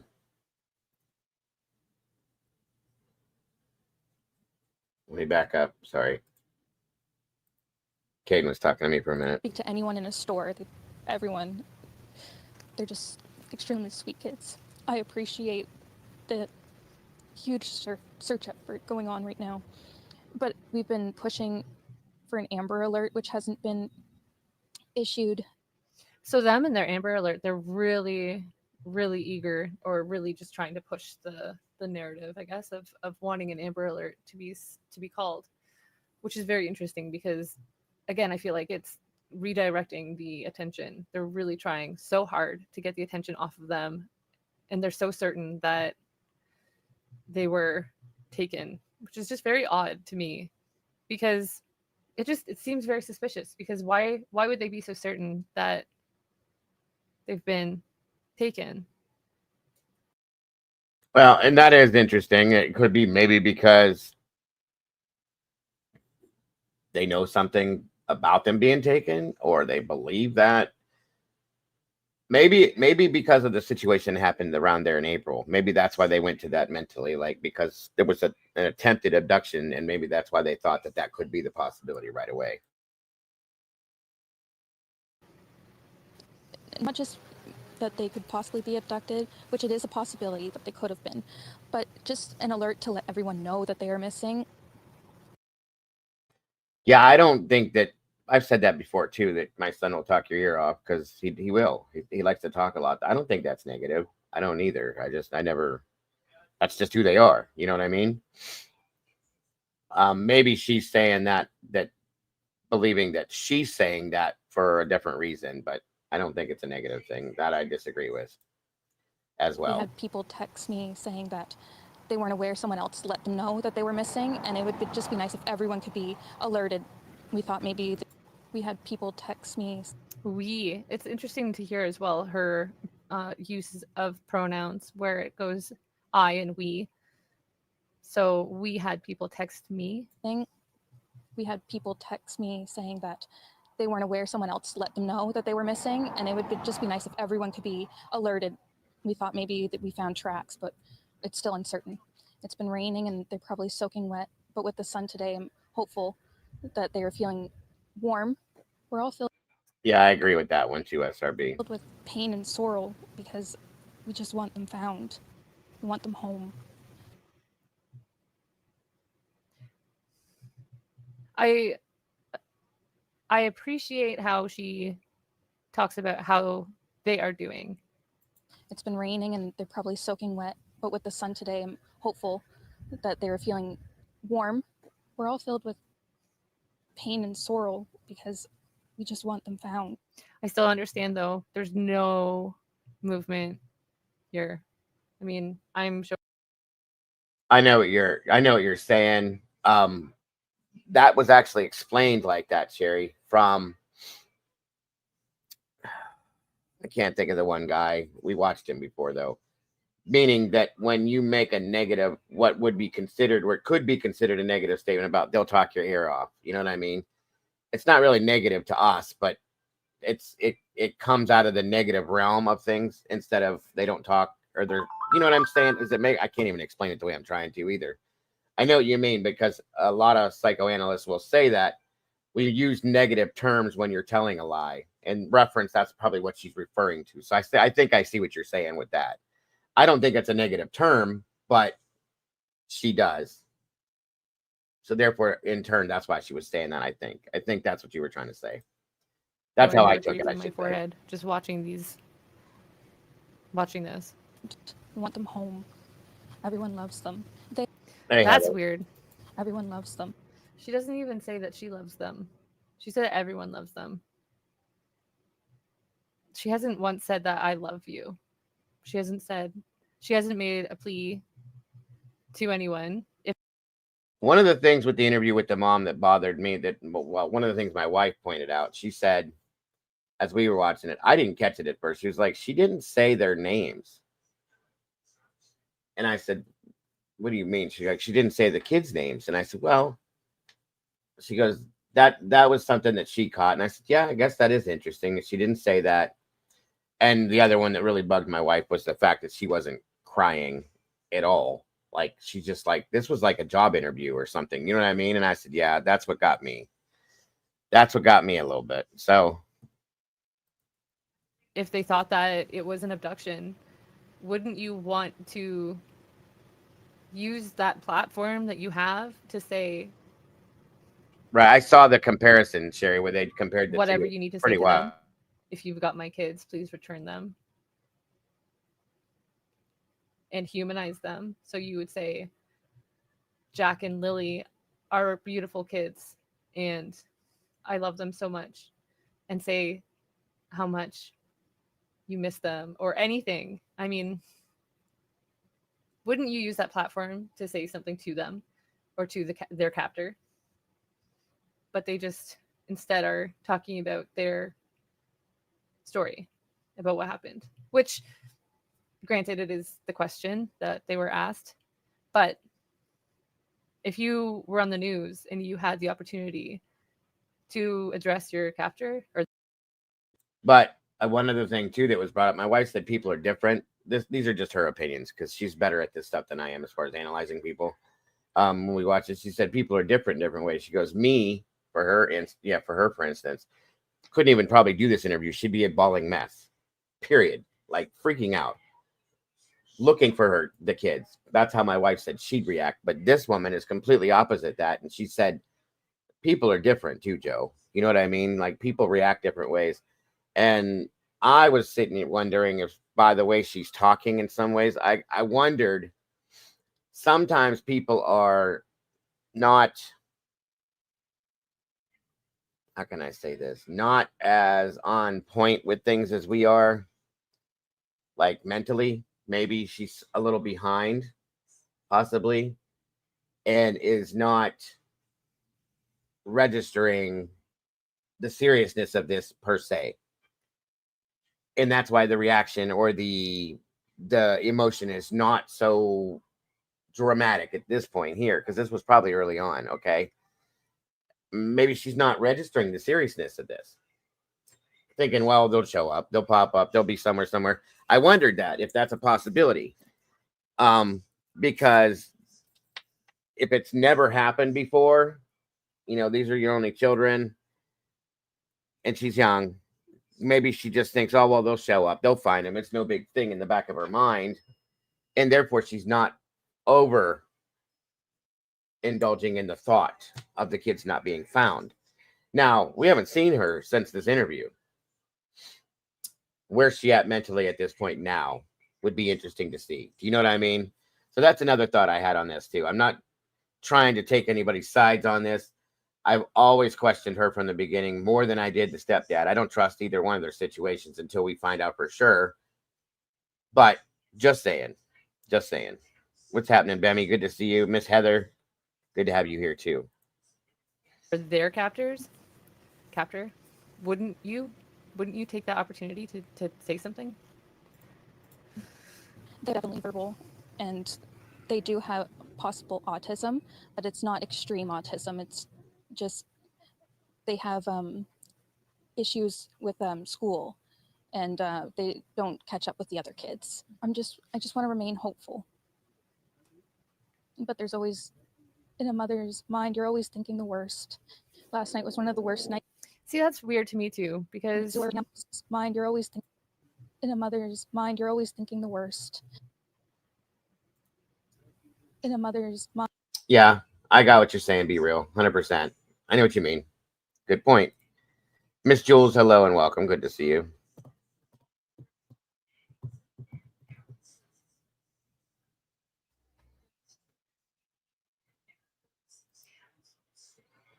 I see what you're saying. The dramatic use of certain words, Karen. I got what you mean. Yeah.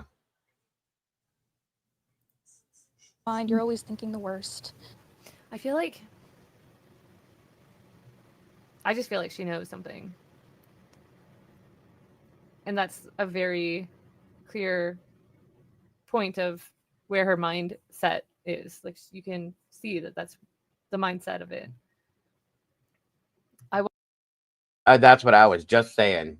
Like, then it may not have been sitting in, like, oh, they'll find them. They're just in the woods or something like that. And now, almost 2 weeks later, I'd be interested to see what it's like to talk to her at this point. Do you know what I mean? Maybe if it's changed, if it hasn't changed, that says something for sure. But if she's changed and she's really quite a bit more emotional, this and that, it finally clicked. You know what I mean? Who are we looking for? Meg? I haven't seen her in a couple days either. Since I think our last Idaho stream. I hope everything's all right. God bless. And prayers that everything's okay. For those of you that are prayers. Yeah, I haven't seen her in a couple days at least. I hope everything's all right. That's what I mean. Yeah, everything could be different. I was thinking about that yesterday. If, like I said, if she's slower to bat, you know, I can't think of a better way to put it, for her mind to process things mentally. That may not have sat in at that point in that interview. It was pretty early on. 2 weeks later, maybe it did finally. This is what I'm saying. If she's still the same way, cold and non-emotional and robotic, there's where I'm going to really have a problem with her. But if she has become quite a bit more emotional, there's tears, she's kind of freaked out, that'll tell you that, yeah, it hadn't processed yet, in my opinion. So, was she? Was it yesterday? Okay, I'm sorry. I miss days sometimes. If so, then yeah, she was here yesterday morning. At the very least, when you mention it's raining and I hope they are warm, I would lose it right. Yeah, because you're thinking of the pain they could be going through when you make a statement like that, LL. I agree with you. And that's when it reflects in your mind. These are my kids. They could be hurting right now. They could be wet and miserable or you know what I mean? That's when those things should click. They're not clicking for her is what I was saying. And maybe she hadn't processed the full effect of what was going on. You see what I'm saying? So yeah, that makes some sense. I want to remain hopeful, but I don't know. It's just very strange. Last night was one of the worst nights. I didn't have them in their beds. Last night was one of the worst nights because I didn't have them in their beds. And I don't want to go through that another night without them. I really feel like there's small movements in her forehead. There's chin boss-ish.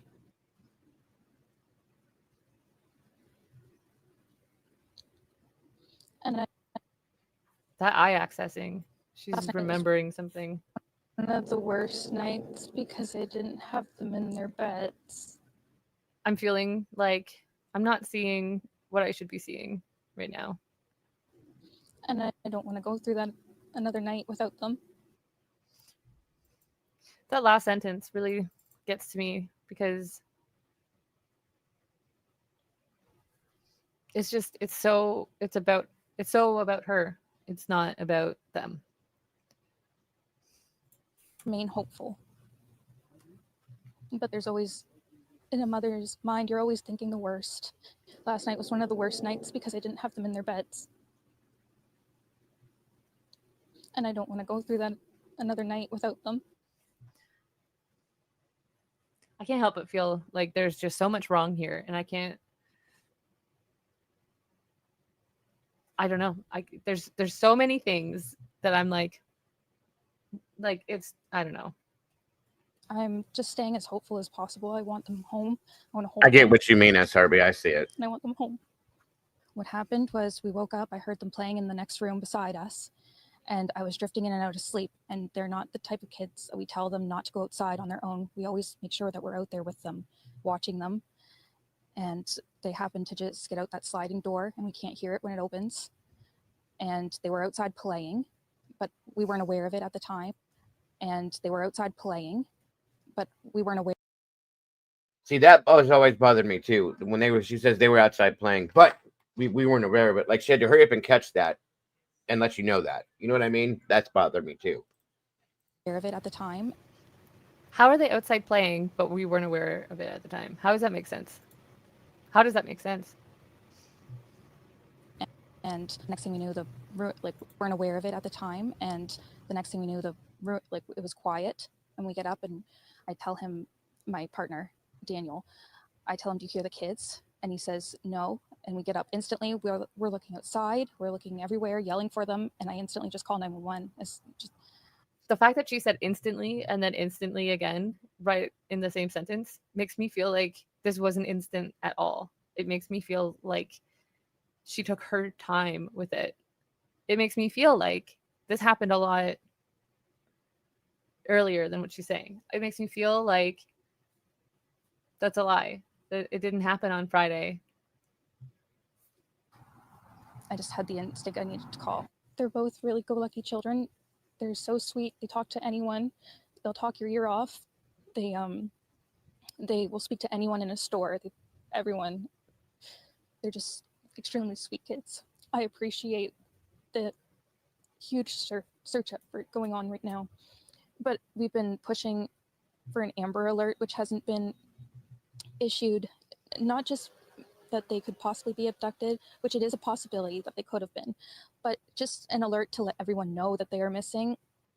It's just like them pushing this narrative of them being missing is like so strange when you think about it, because if they thought that somebody took them, then why wouldn't they address that in front of the cameras? Why wouldn't they make an actual address to whoever has them? That's, You know, something else I've wondered too, you guys, is if maybe this isn't the first time something like this has happened. Okay. And if it's possibly happened before, a lot more short term, you know, a couple hours or a few minutes or something, that they wander off into the woods or something like that. If maybe that's why she's not emotional, because maybe it has happened and she's just expecting it to end the way it did the last time. Okay. And I gotta wonder, has this happened before? Are the parents neglectful to the extent where they're too busy doing what they're doing, worrying about the baby, maybe sleeping, party, whatever? I don't know. Whatever they're doing, and the kids happen to get out on a regular basis. You know, if it happened again,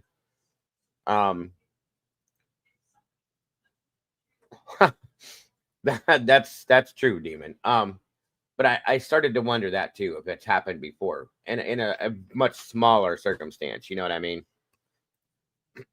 that's just going to bother me now. We had people text me saying that they weren't aware, someone else let them know that they were missing, and it would just be nice if everyone could be alerted. We thought maybe that we found tracks, but it's still uncertain. It's been raining and they're probably soaking wet, but with the sun today, I'm hopeful that they are feeling warm. We're all filled with pain and sorrow because we just want them found. We're all filled with pain and sorrow because we just want them found. So it's paying more attention to how they're feeling and what they're dealing with, as opposed to making it about these babies. Them home. Everyone loves them. They are definitely verbal, and they do have possible autism, but it's not extreme autism. It's just. And another thing that I mentioned this in my other video, this really bugs me. The fact that the picture that they shared is a picture that is not even clear of them. It just, it feels like it was a lazy job that they did when it comes to, if you're going to send a picture to a news station to have them share the picture of your missing children, why would you have this? Why would you not make it a clear photo of them where you can actually see their features instead of taking a picture of a framed picture where you can see her phone in the reflection?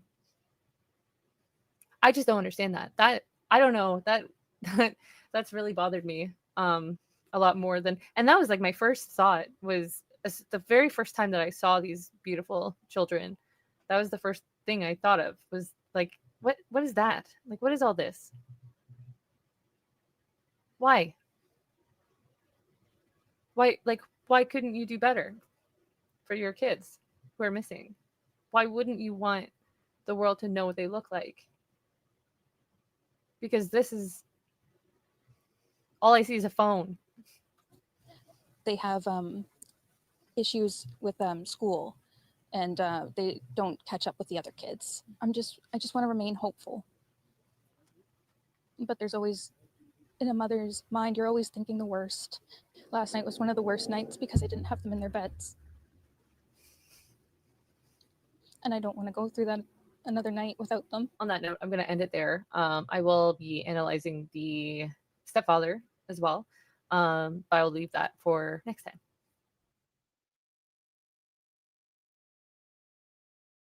All right, that'll do it. I believe.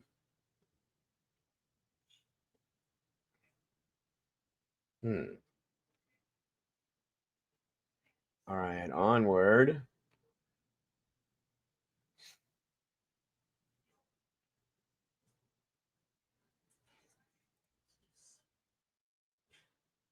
Let's see here.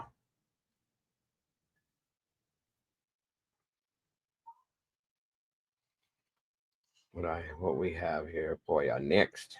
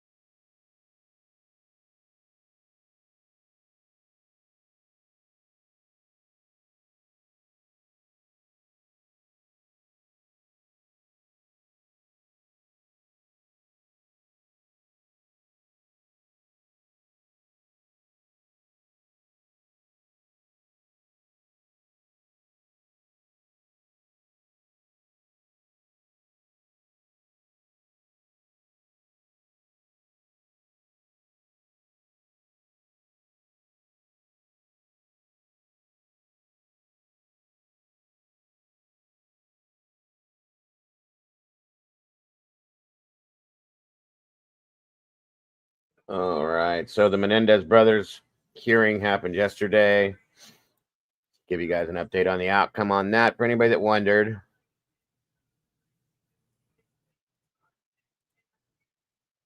Yeah, I agree with that.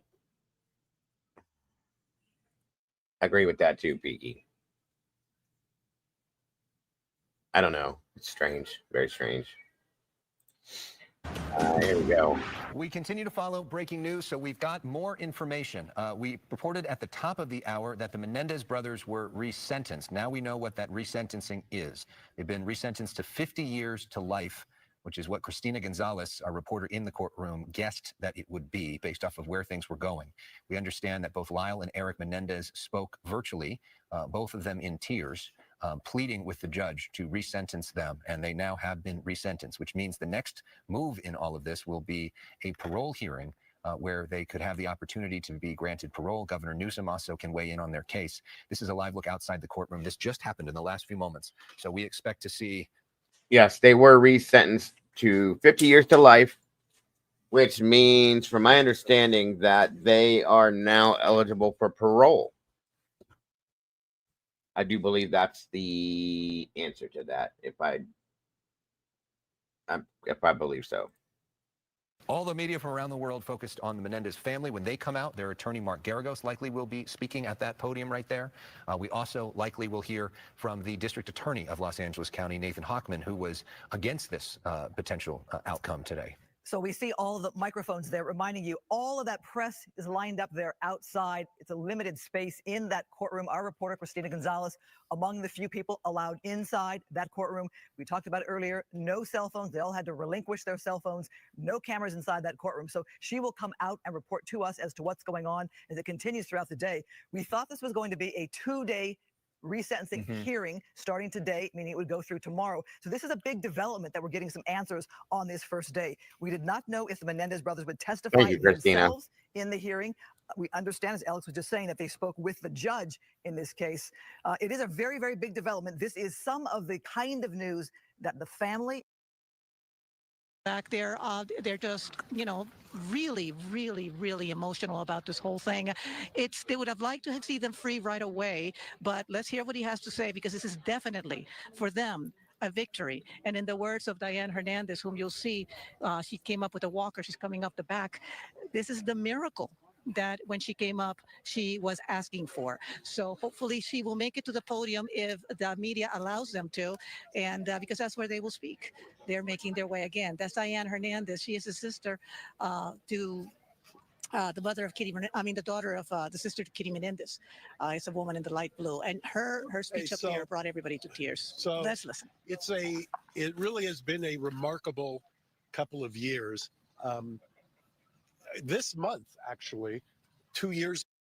Yes, I have a feeling they will be paroled. And I have a feeling that something within a year of their parole, I feel like something's going to happen. Ago, and I don't know where Cliff went, but there he is. Hold on. Come here, Cliff. Come here. Only when Cliff gets up here. Hey, guys.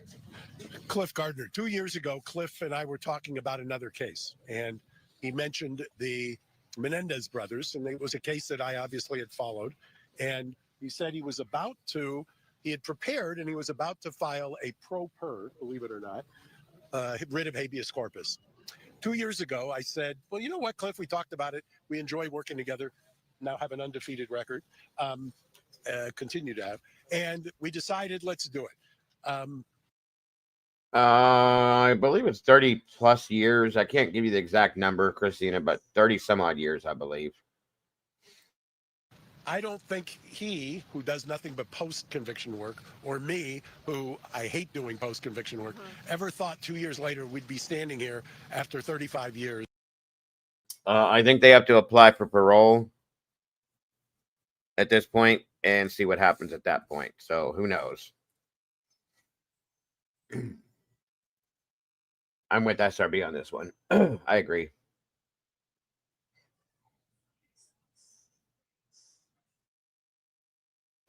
With this wonderful family who I've grown to love like my own family.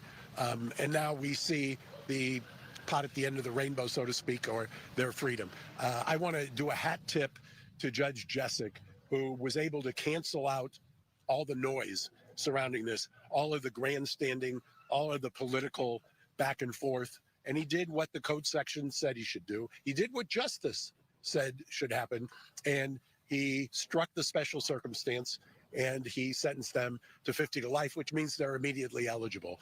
For those who don't know, in a couple of weeks, there is already a clemency hearing set.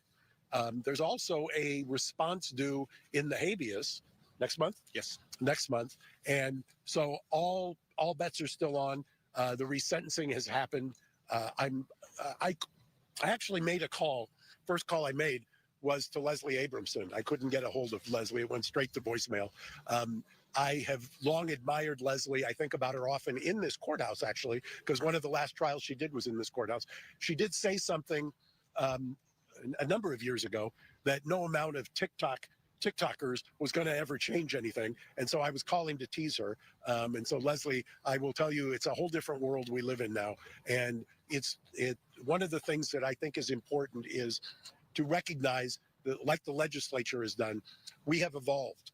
This is not the 90s anymore. We have a more robust understanding of a lot of things. And I hat tip to the family, and I'll let them, after we answer a couple of questions, speak about what this means to them.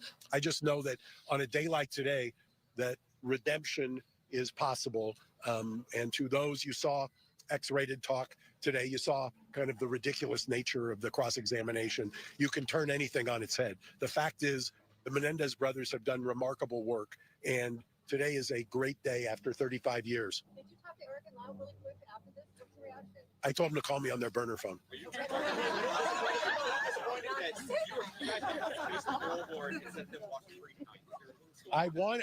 I argued, and I still believe that they should be out. Mark Garrigus, how are you? Hi. So I understand what's happening. The governor would only have that ability constitutionally if the parole board does it. Right now, what is pending is, because it's 50 to life, they're immediately eligible. The first thing that is set is the clemency hearing, which is, I believe, on June 13th. So the clemency board, and this is something new, will make a recommendation to the governor, and then the governor will take action either before or after. So, yes, Jim.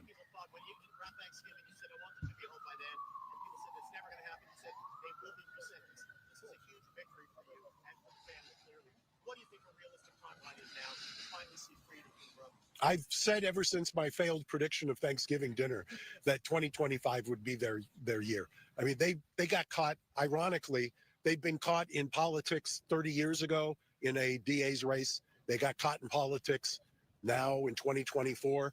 And I'm hopeful now that Judge Jessic did what he was supposed to do. And I'm hopeful that now that that the right thing will be done and they'll walk out. You know, they've got a family, and I think the takeaway for me today was that the family, their trauma has become kind of the subject of prurient interest, but they are Yeah, I was 21 years old, just becoming legal as an adult to be able to go to bars and stuff when they were convicted. That seems like forever ago, guys. Crazy stuff. Real family, real people who have lived through unimaginable horrors. And I'm hopeful and glad that we're one huge step closer to bringing the boys home. Thanks. Yes.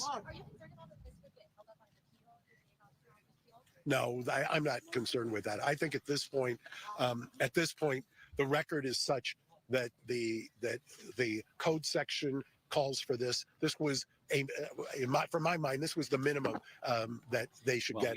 It also, somebody mentioned this to me in the courtroom just now. This is a decision that I think will reverberate in the criminal justice system. One of the things that we have argued all along, and what the judge said today, the judge commented today, this is one of the most remarkable, and he used that term, remarkable transformations. And he said, while the crime was truly horrific and remarkable, the 35 years since, what they have accomplished is remarkable, with no hope. And we've said that since day one. And so, with no hope. Here's the thing, though. And I'm not trying to degrade what they've done, but their accomplishments are based on the fact that they had no other ability to do anything else in life. They only accomplished those things because they were locked behind four walls in their minds forever.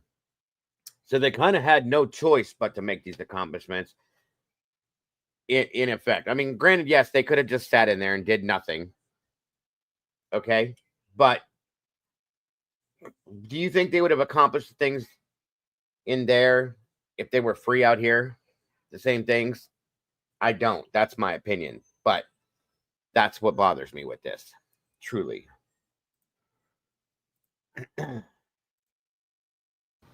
This encourages people who are incarcerated to make the right decisions, to take the right path. So it's just a win-win on so many levels. And I will let the family talk. I could not. Yes. I have not talked yet to Joan, but I'm hoping. I'll let the family say that. I'll let the family say that. I let you smoke a cigarette. Look, you have a fucking gun here. Hi everyone. This is a good day. It's Mr. Hockman's PR person. No, can you do me a favor? No, I don't have to. He does right there. You're welcome. You tell Mr. Hoffman does. He's right over there. He's hiding in the bushes.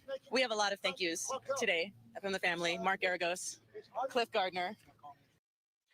By the way, this is the aunt, supposedly or allegedly. I don't know. I've heard that she has cancer, and that her whole thing with this was to push to get them out so that they could spend time with her before she passes. That was one of the whole perspectives behind this whole thing. And supposedly that's one of the main reasons why this went into effect. So I don't know. Thank you so much. You have brought hope to this family that we didn't see coming.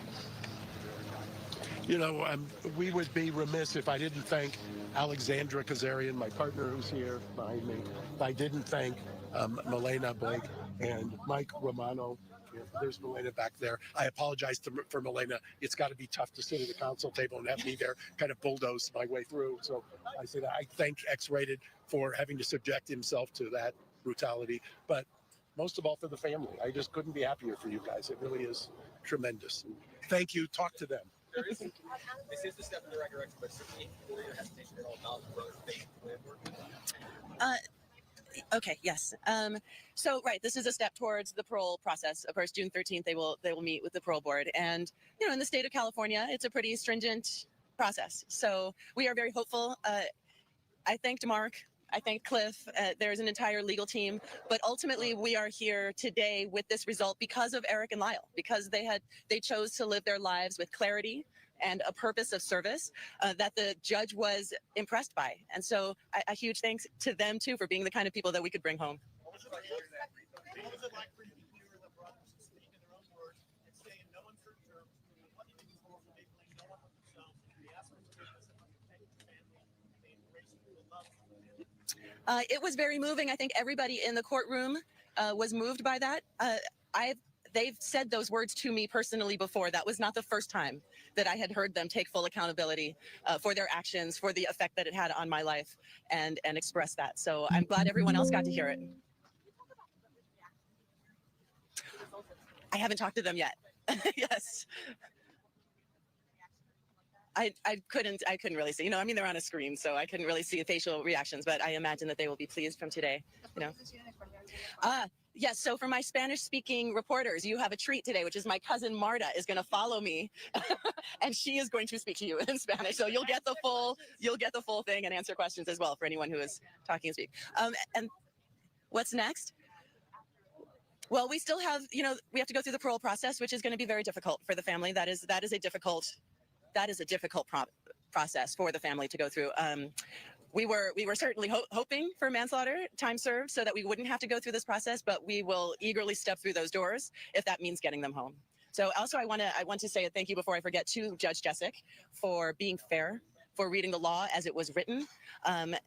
Like Mark said, for not getting caught up in the drama of the situation, but for simply applying the law. So grateful to him as well.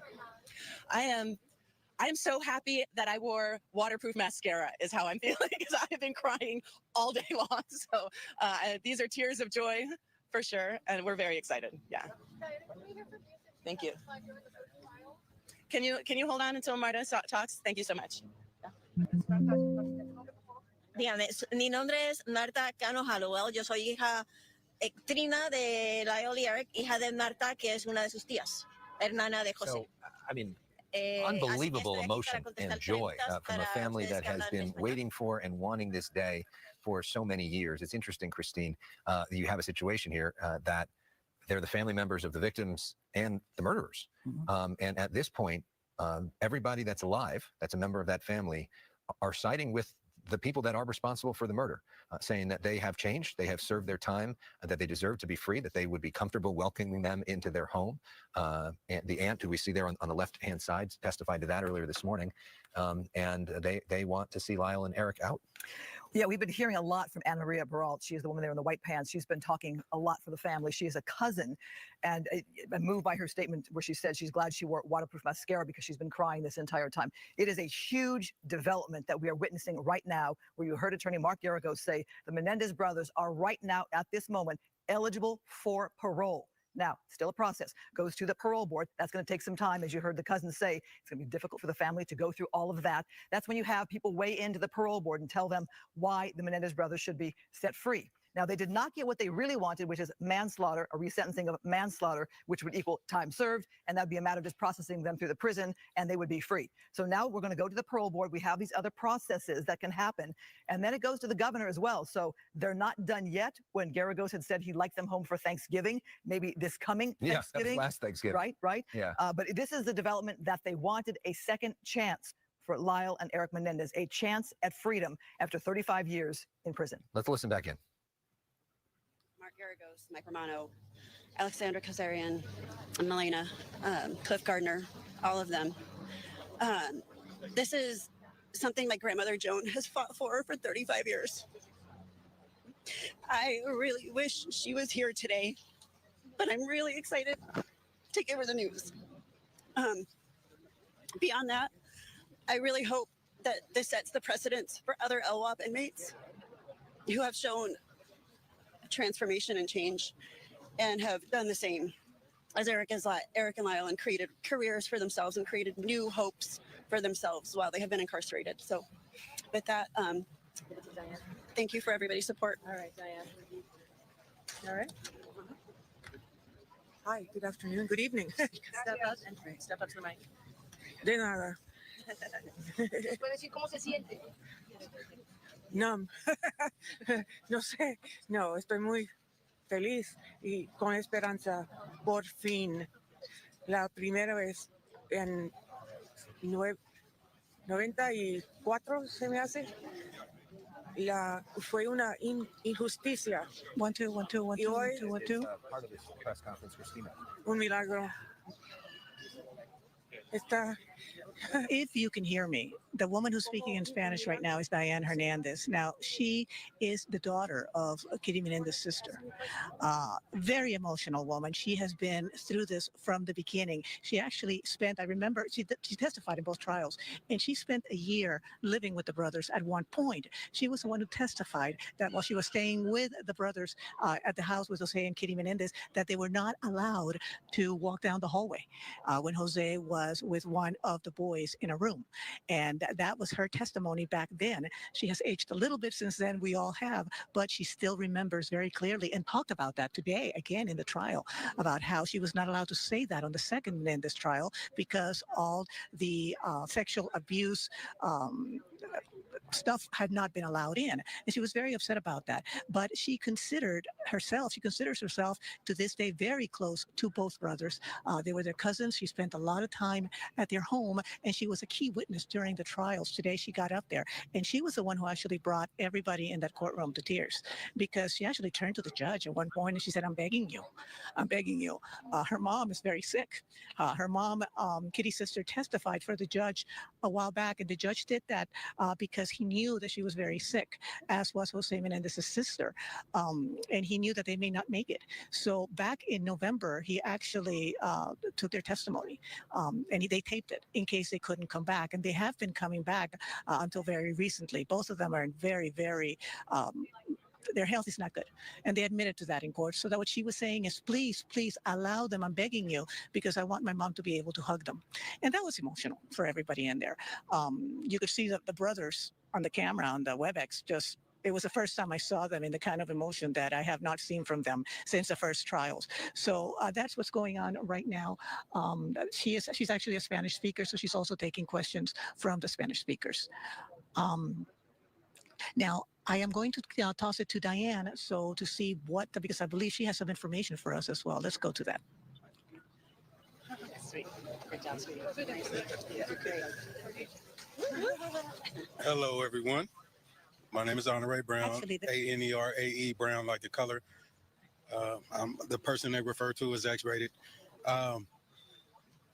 A lot of people, there's a lot of information out there about my personal experience being incarcerated with Lyle and Eric, ultimately having them come to be mentors for me, and even me becoming a sponsor for Eric as a life prisoner with 31 to life, becoming a youthful offender, seeing the laws change, and ultimately being free. Doing the CRA exam myself, going through the board myself, I can assure everyone here that the brothers will do a great job when they get to board. I'm very proud of them for continuing in this way to lead. Okay.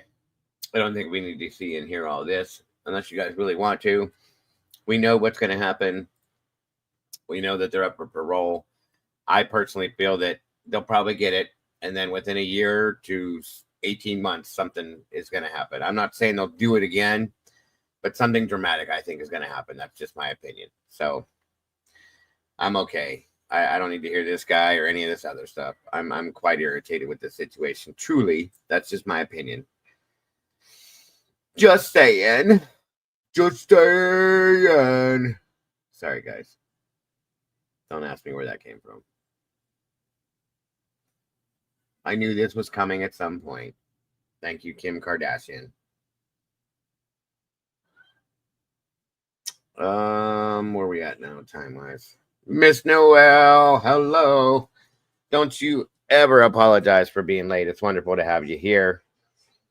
And thank you so very much for that super chat, ma'am. You're a doll. I appreciate you so very much. God bless. So God bless. Thank you, by the way, to anybody that chooses to support us in that sense, guys. We don't ever expect that you go that, but it's very helpful. We do appreciate it. I got bills due right now. The StreamYard's due, and my internet bill's coming due. So anything donated via the Cash App, PayPal, and Venmo, that's where that goes directly to right away.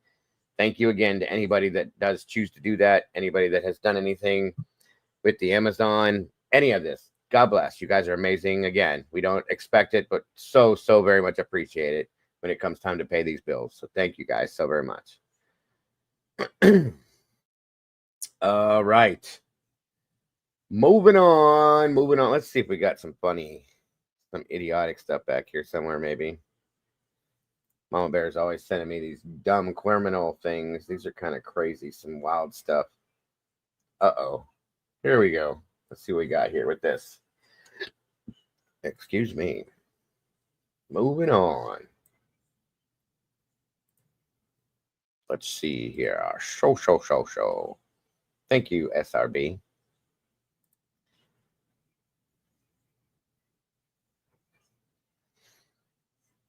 Let's see.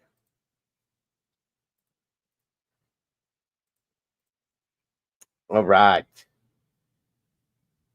First and foremost, Florida woman. Gotta love it. Down in Florida, never fails. Florida woman arrested and accused of riding a sea turtle. A sea turtle. She got arrested for riding a sea turtle. Deputy Marie Moore was arrested by Melbourne police early Saturday on the felony charge of trying to possess or molest marine turtle. I didn't know that was a law, but I guess in Florida, oh boy. There's the picture. She was riding a turtle. Yeah. Oh boy. Multiple media outlets reported that 20-year-old Stephanie Marie Moore was arrested by Melbourne police Saturday on the felony charge of trying to possess, molest marine turtle. I want to see where in the law books that is. I would imagine they probably are, but wow. Can you actually ride one, though? I can't imagine they could support a human body. That's crazy. Aurora says that's normal in Florida. Good deal. Moore was one of two women photographed in July sitting on or riding sea turtles. The photos flooded social media sites and prompted multiple complaints to the Florida Fish and Wildlife Conservation, which handled the criminal investigation. Moore's arrest happened when Melbourne officers responded to a disturbance in progress early Saturday at a house. During the investigation, officers discovered Moore's active warrant in reference to failing to comply with the Florida Fish and Wildlife Conservation Commission rule. Good for you. You don't abuse. These animals are beautiful. Why abuse it by doing that? Such an idiot. Such an idiot. Whatever. We do dumb things when we're young, I guess, but that's really ignorant. Let's see this next up. 10 animals that ended up behind bars. Oh boy. Here are 10 stories of felines, bovines, and even a stool pigeon or two who ran afoul of the police and ended up taking a vacation to the big house. It says goats got arrested for allegedly damaging a police car. Police were upset when they found a brand new squad car they had just acquired had been damaged by the culprits were some youthful upstarts. Authorities blamed 3 goats, claiming that they had climbed on the car and damaged it with their hooves, denting and scraping the paint job. The original number of goats was believed to be 12, but most had hightailed it away from the scene of the crime, leaving only 3 to be arrested and placed in a cage. Their owner was quickly located and authorities lodged a complaint. The goats were eventually released to the Society for the Prevention of Cruelty to Animals. Wow. Let's see. A white pigeon was held on suspicion of spying by Indian authorities when the bird was found hovering a little too close to the Pakistani border.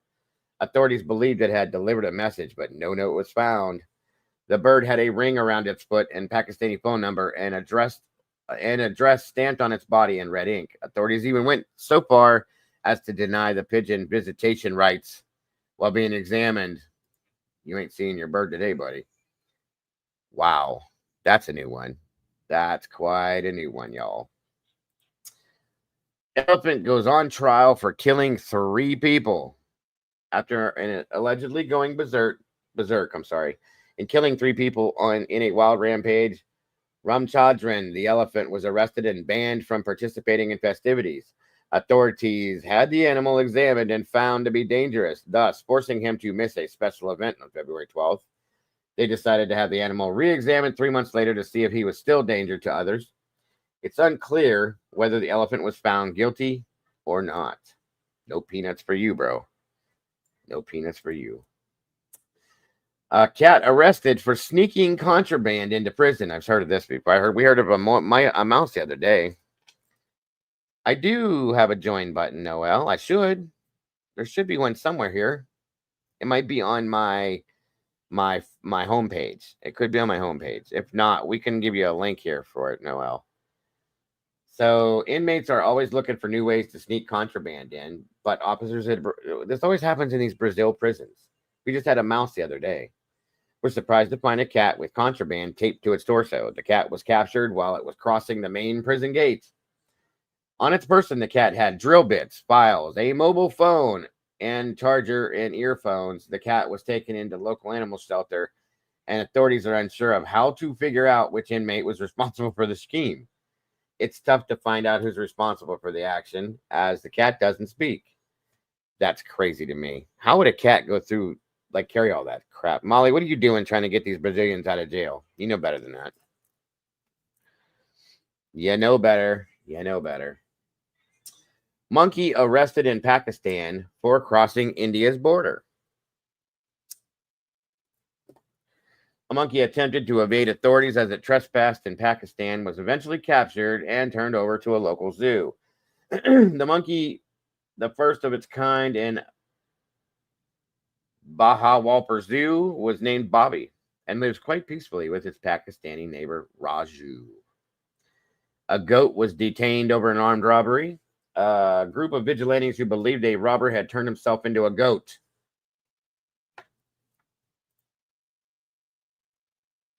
A robber turned himself into a goat. And these are law enforcement authorities that believe this. Okay. In order to escape during an attempted carjacking, brought the goat to the police. We cannot confirm the story, but the goat is in our custody, the police said. We cannot base our information on something mystical. It is something that has to be proved scientifically, that a human being turned into a goat. The goat gained some popularity due to its notoriety as people came to the police station in order to see it. Wow. Okay, folks. Donkey jailed for assault and battery. For the crime of biting and kicking 2 men, a donkey in Mexico was placed in a cell, usually reserved for criminals of a more human type. Around here, if someone commits a crime, they are jailed, no matter who they are, Officer Sinar Gomez said. The donkey's owner said he was attempting to reach a friendly agreement to pay the victim's medical bills, believed to be $420. The donkey's owner. Okay. Police report that it took 6 men to control the enraged burro. Oh, he. I can just see that one. Wow. There was a cow detained and arrested in a murder case. A cow purchased for ceremonial slaughter was detained and eventually arrested in the murder of another man. The group that bought the cow held a carnival in April of 2013 where a fight broke out. A youth broke a bottle to stab another in the neck and then fled the scene. It's unclear why the cow was arrested unless the police needed a material witness.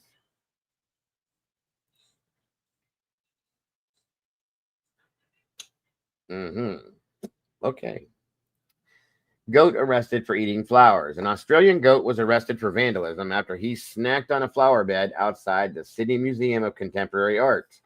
The goat's owner was ordered to pay $440 Australian fine, but a judge threw out the case after determining that there was no way to tell if the goat had been brought to the museum to intentionally eat the flowers. Wow. Takes all types, folks. Takes all types. So, these are some animals that have been brought to justice, we'll just say. Let's see. Do we got something else here? Let me see. There you go. This one's good. That'll be it for today for these. After this one, and then on we go. On we go. All right. Welcome to the sauce, Miss Noel. We got another new meatball, guys. Thank you for doing that, Noel. We appreciate you joining us as you are an amazing part of this family. Thank you so much. That's right. Stop goat hate. No goat haters allowed. So, next up and last of all with these guys, we have a man clocked at 112 miles an hour was headed to court for past speeding. Oh wow. That's karma. The driver has been charged with excessive speeding and negligent operation. He was clocked at 112 on an interstate in Vermont. Told police that he was heading to traffic court to take care of a speeding ticket. Are you kidding me? Trooper Rich Slusher says this 33-year-old man from West Hartford, Connecticut, was also weaving in and out of traffic in Royalton on Interstate 89 before he was pulled over Wednesday afternoon. Holy shit. The speed limit on the interstate was 65 miles an hour. The driver had been charged with excessive speeding and negligent operation. Slusser says the man was given a citation ordering him to appear in Vermont Superior Court again on October 27th. Let's use our noggin, folks. Good God. Good Lord. Good Lord. Never fails, y'all. Never fails. Never, ever fails. Hang on.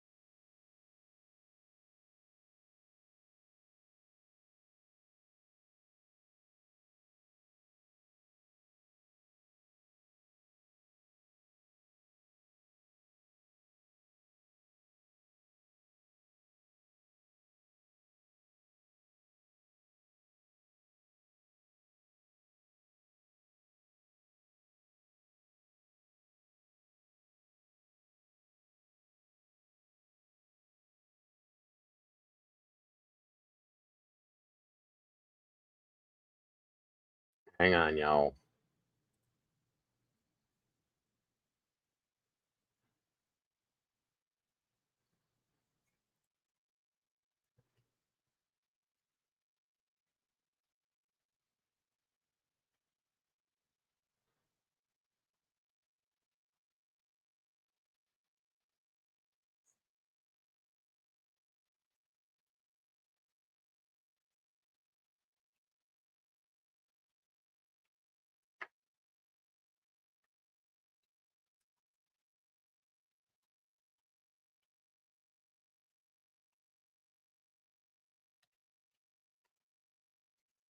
All right.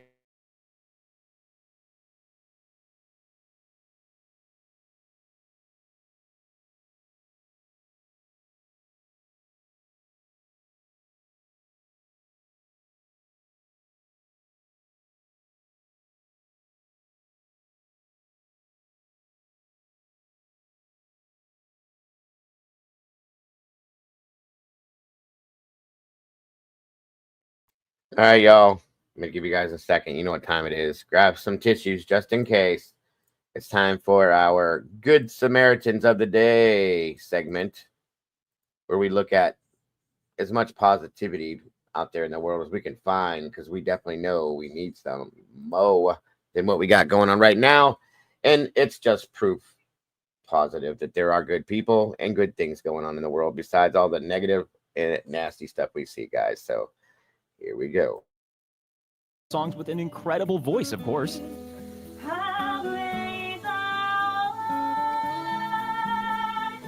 When a 101-year-old man wants to do some body popping with you, you just gotta say yes. There's no greater example of the power of music than this video. That moment when your great-grandson makes a surprise visit. Oh my gosh! Oh, honey! Thank you, sweetheart. Oh, I'm gonna cry. The Beatles sang "Money Can't Buy Me Love," but this guy may have found a way around that. Don't play with me, seriously. I'm not playing with you. How do you like it? Wait, how do I turn it on? What? How do I turn it on? Oh, you new to this, huh? Once again, a portrait featuring sadly passed relatives alongside grandchildren they never met is always a tearjerker.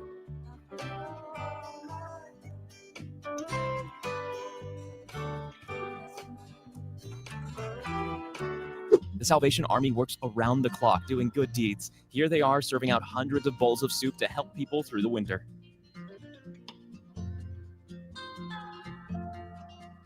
A slightly more upbeat clip now, as this community center throws a Toy Story themed movie night. This community was invited to come and buy for free a selection of items which had been donated by people. And free is everyone's favorite price, right?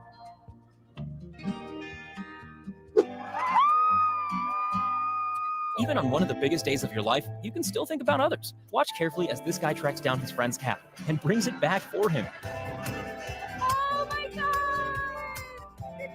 When a turtle gets stuck on its back, a touch of human kindness can go a long way.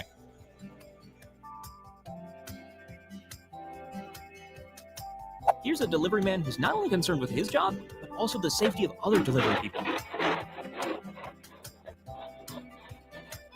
You're now about to see the cutest of all animal rescues, a hedgehog stuck in a can. Cool, Bobby. That was nasty, wasn't it?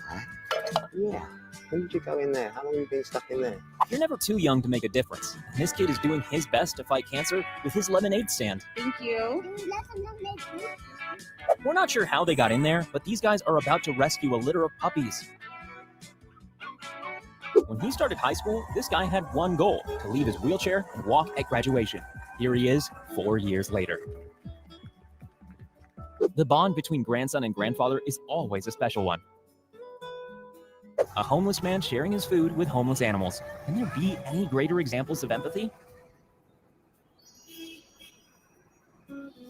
This guy proposed in a forest because he wanted their love to last as long as these trees. To be fair, the uncomfortable silences after an argument seemed to last that long already.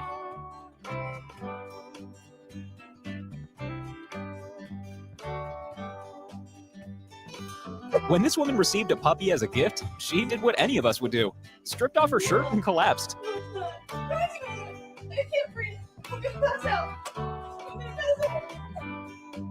Stuart! I can't breathe. Here's that prearranged bouquet throw again, but this time with a very keen bridesmaid. Luckily, she was the right one.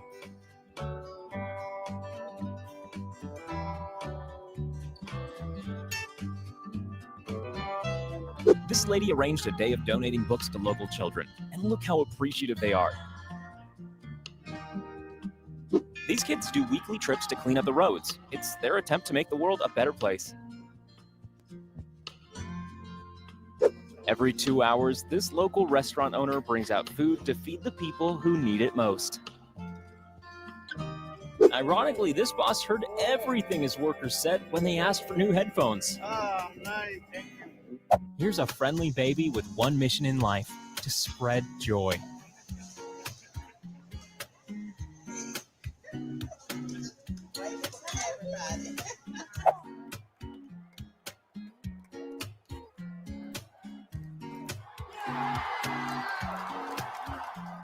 More animal rescue now, with this kangaroo who needs to be freed by an excavator. You know you care about nature when even a deadly snake can't stop you from picking up litter. There's a dang old copperhead right there, boy. I tell you what. Let's get out of here. Oh, Jesus. Oh, Jesus. Crash. Happy to do my part, everybody. When she noticed a fan passing out, there was no way Billie Eilish was going to continue performing. Wait, stop. She passed out? Hold on.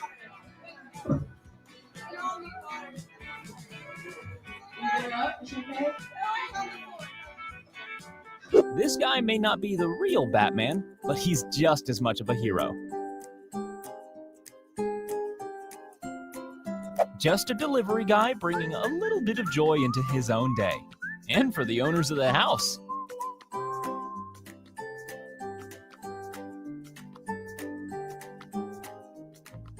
What's the definition of a proud high school principal?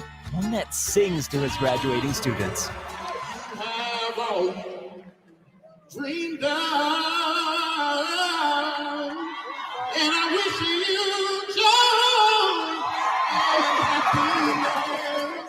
joy. Another surprise birthday party, but the reaction for each one is completely individual.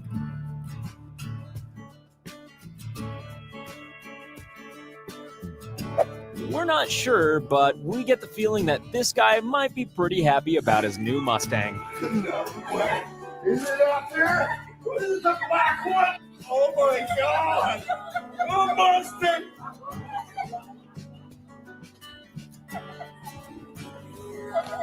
Oh yeah! Leaving school can throw up a lot of emotions, especially when your beloved cousin has made the journey from Italy.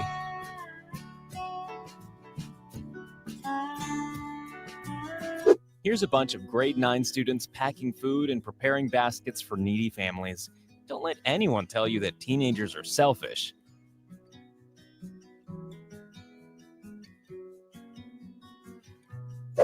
This police force works with a local store to help needy families buy Christmas gifts for their kids. A side of the police you don't always get to see. All good? Yeah. Yep. You're doing good. And 99% of us aren't those horrible guys. We don't just write tickets. We have to do those things because it's our job. But there's so much more to law enforcement. So much more. And here's the unseen side again. These cops pull people over, find out what their kids want for Christmas. So he has all these things that he wants that are unrealistic. Like, Like? I'm not gonna be able to get. Like what? Like this electric scooter. And, well, buy it for them. Something like this? Oh my God. Was I really getting pulled over? Yeah, you got pulled over. You got illegal tinted windows. Oh my God, she just put that on her list. And We the just went through and did the list. and the high school. Oh my God. These residents organized a street-by-street clap to thank their trash collectors. Sometimes it takes a child to show adults the right thing to do.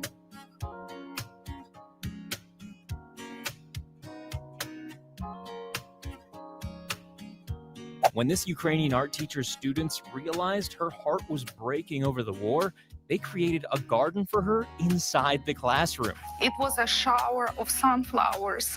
It was a shower of love. When a baby was trapped in a car, these nearby inmates used their special skills to help release her. Yes, thank God. Woo!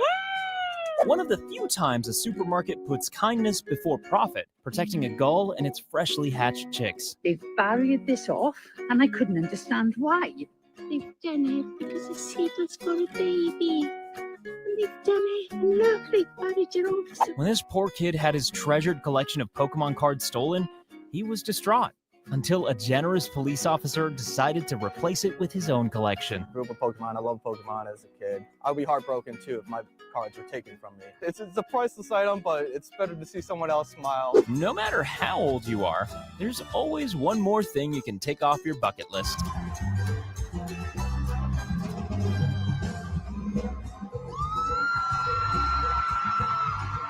Who could just stand around and watch a dog drowning? Not these guys.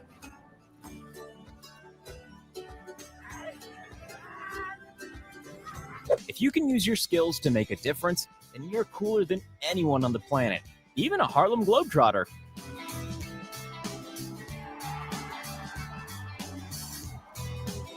If your mom reacts to a surprise visit like this, then a medical center is probably a good place to be.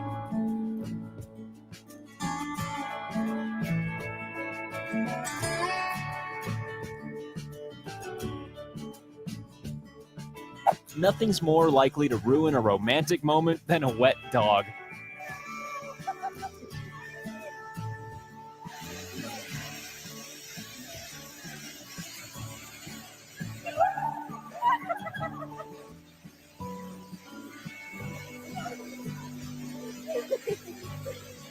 When your sister's in the military, there's always a chance they might never come back home. And look how happy this brother was when she did.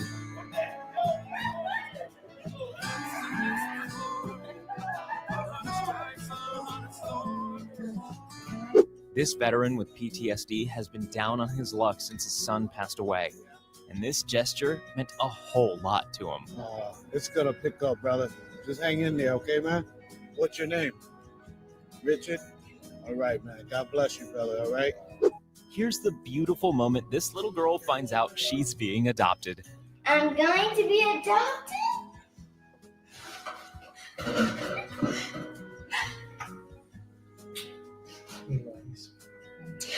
These few words say it all.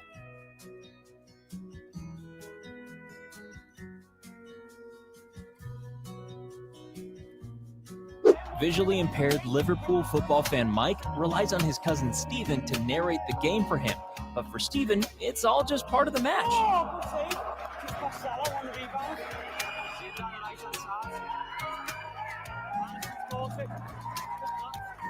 This high school teacher was battling cancer and was surprised to find 400 students outside his window one day, ready to sing.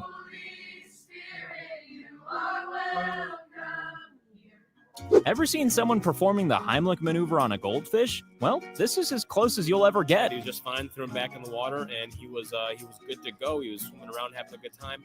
Not a great position for a giraffe to be in. Luckily, there was an animal-loving human there to help. He's alive. He's alive. He's going. We just saved him. Yes. Sometimes the things most of us take for granted can be emotionally overwhelming for others, like hearing yourself for the first time. Hi, Cooper. Hi, Cooper. There are brides who need more help from the wedding party than others, but then those moments can mean so much more.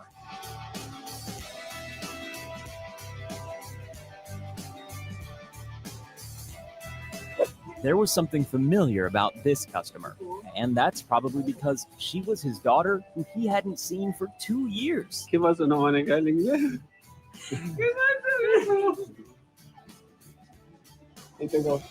If you've been away in Australia for a year, then you've got to make a big entrance.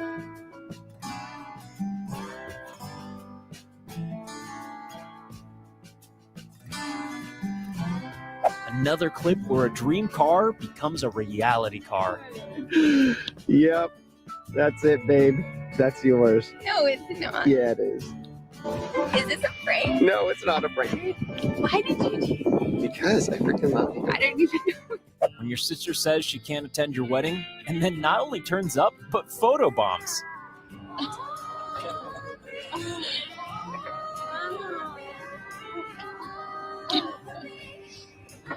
When the match isn't going great, a hug from a small fan can make all the difference.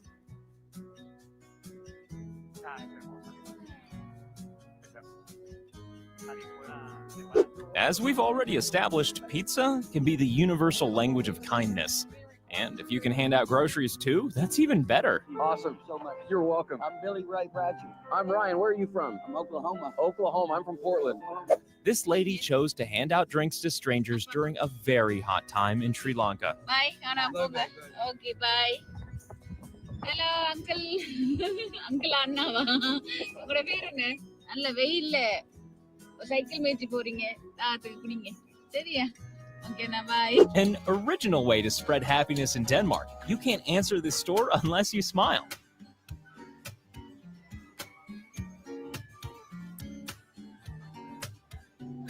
There's a special place in heaven for people who show kindness to stray dogs.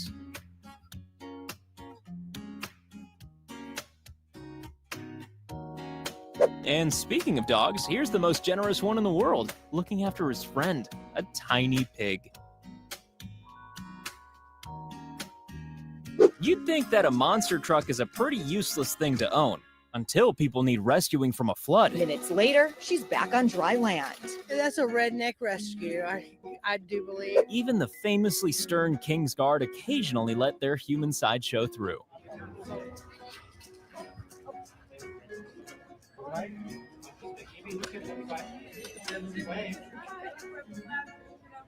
This little girl was so excited to see her military daddy that the emotion was just too much.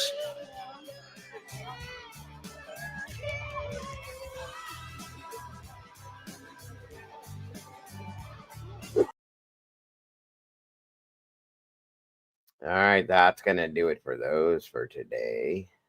Save some for another day. Let's see here. What comes next? What comes next? What comes next? Hang on, y'all. Like I said, it just takes a little bit of positivity to change everybody's day.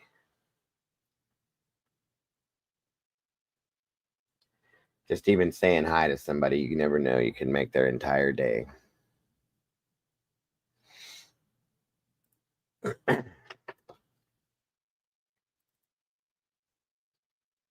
Smiling at somebody, that's all it could take.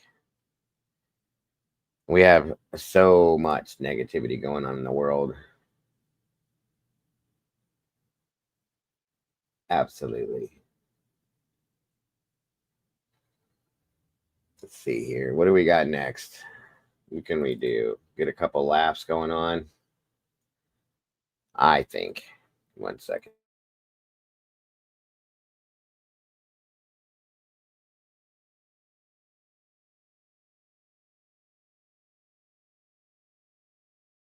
%, Fizzy.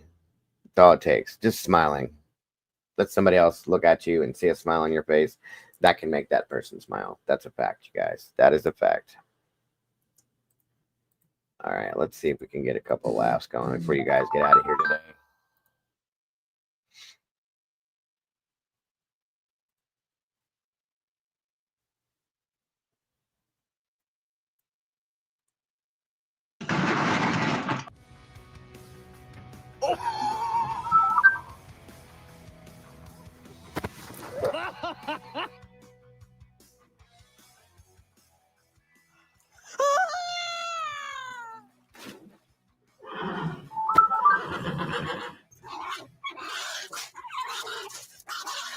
Oh no.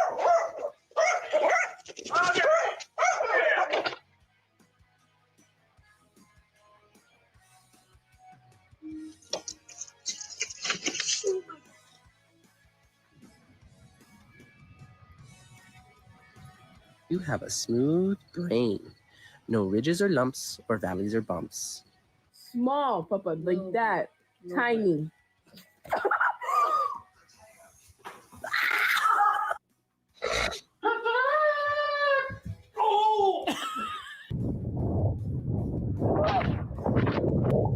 Whoa.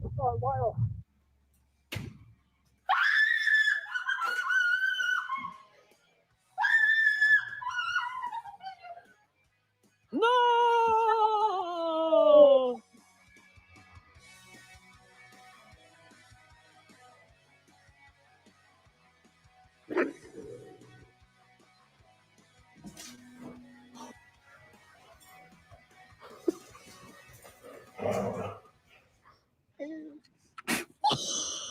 Oh.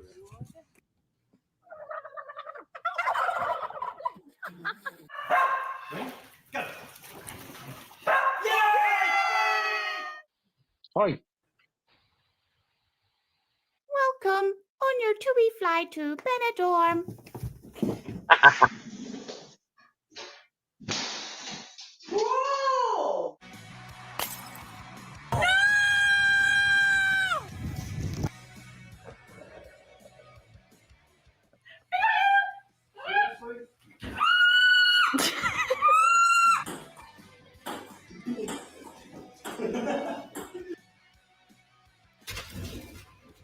Really, Chrome? Yes, really. Really? I can't leave you alone for 2 seconds, and this is what you do? I'm not Chrome. I'm Sir Chrome the Brave. Really? Of the Knights of the Round Table. Oh my god. Go, let go.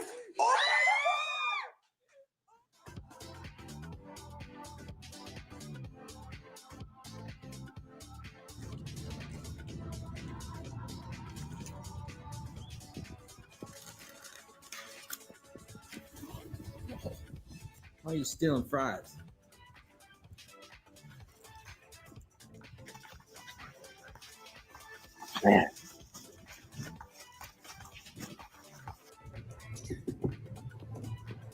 Oh, thank you. Beep. Hey, have a good day. Ready for you.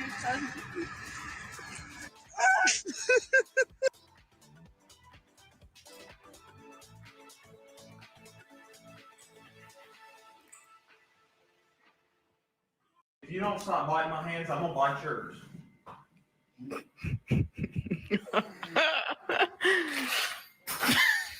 So take that, Dad.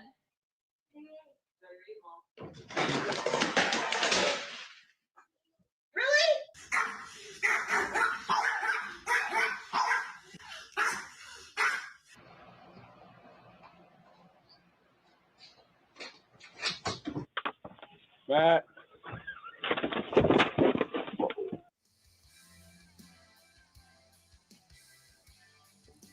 Keep your paws closed or you're going to get off them. Thank you.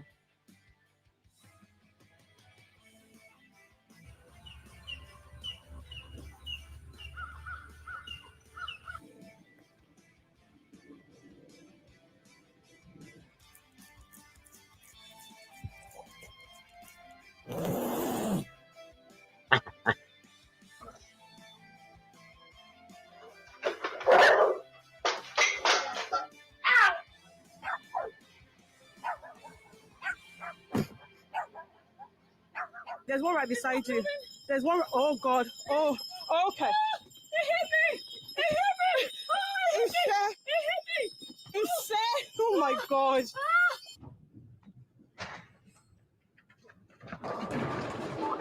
How did she get so dirty that she brought that onto the couch? Oh, no. Good show.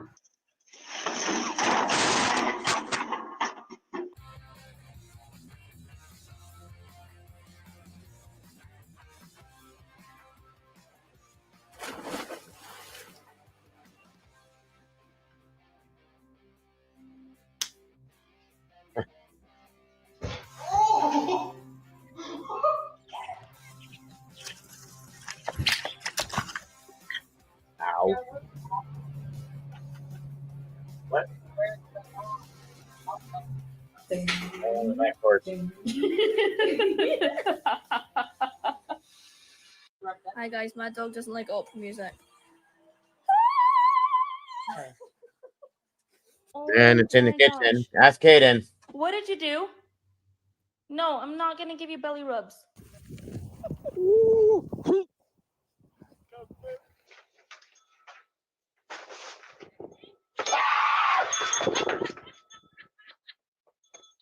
Are you ready for your surprise? Yeah. It's time to open your eyes.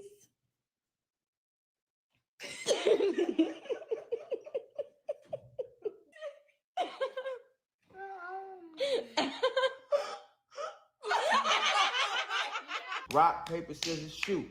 Shoot. All right. There you go. I run.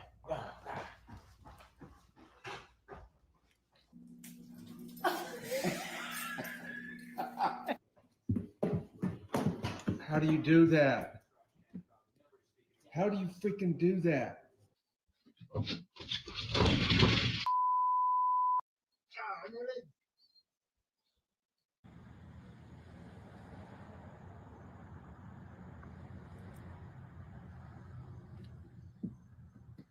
You're a brat. Spread it all the way out.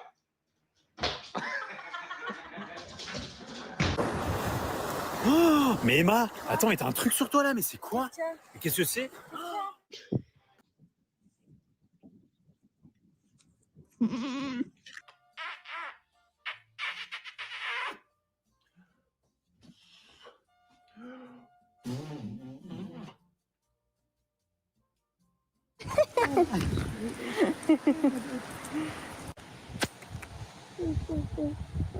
Watch. Watch.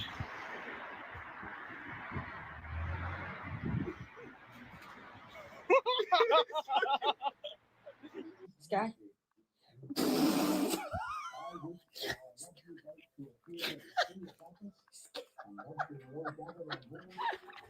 Sky. What are you doing? What are you doing, mate? And here we go. Every time. Whoa! Don't bite me. Why'd you bite me? Don't do it. Don't do it.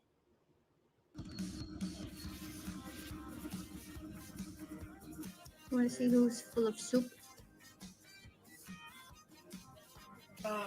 Put my bang!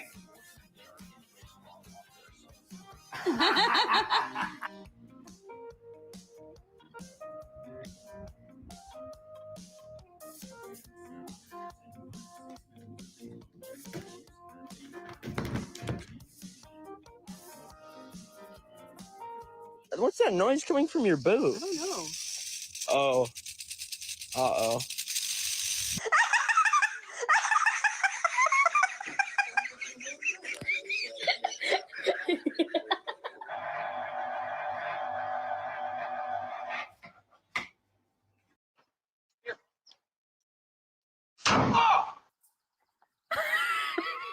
It's a pigeon! How does a pigeon go 60? That should do it, guys. That was crazy. Hell no. All right, folks. Thank you guys for joining me today. I hope that maybe I think there's something we have to do tonight. If not, you'll see me here. If I do, you'll see me tomorrow. Either way, thank you guys so much for joining us today. I appreciate you very much. Thank you to the mods. Y'all are amazing. I hope you guys have an amazing rest of your day. Until I see you again soon. Don't forget to love yourselves and love each other. Don't change a thing. You are the beautiful people. And I will see you all next time. Bye-bye, everybody.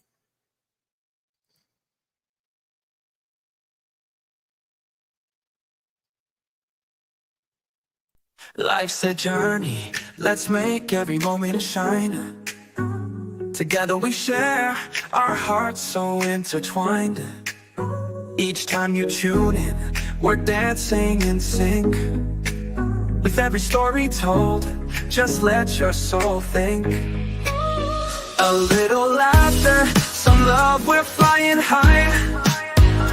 As we wrap up this episode, it's not goodbye. News on the airwaves, spreading joy and cheer. Thanks for being with us, we'll see you right here. Kick back, take a breath, leave your worries behind. This podcast is magic, a treasure you'll find. With every moment shared, we light up the way. Join us next time for more laughs and play. A little laughter, some love, we're flying high. As we wrap up this episode, it's not goodbye. News on the airwaves, spreading joy and cheer. Thanks for being with us, we'll see you right here. Kick back, take a breath, leave your worries behind. This podcast is magic, a treasure you'll find. With every moment shared, we light up the way. Join us next time for more laughs and play. So hit that subscribe, keep the vibe alive. We're riding this wave and it's set to thrive. With smiles all around, let's seize the day. In this podcast family, worries drift away. A little laughter, some love, we're flying high. As we wrap up this episode, it's not goodbye. News on the airwaves, spreading joy and cheer. Thanks for being with us, we'll see you right here. So gather round friends, it's time to reflect. In this joyful moment, what's next to connect? Let's cherish the laughter, the joy that we spread.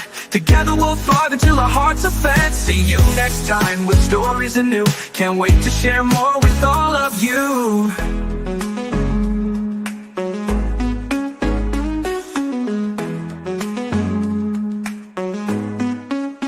So hit that subscribe, keep the vibe alive. We're riding this wave and it's set to thrive. With smiles all around, let's seize the day. In this podcast family, worries drift away. So hit that subscribe, keep the vibe alive. We're riding this wave and it's set to thrive. With smiles all around, let's seize the day. In this podcast family, worries drift away. So gather round friends, it's time to reflect. In this joyful moment, what's next to connect? Let's cherish the laughter, the joy that we spread. Together we'll thrive until our hearts are fed. See you next time with stories anew. Can't wait to share more with all of you.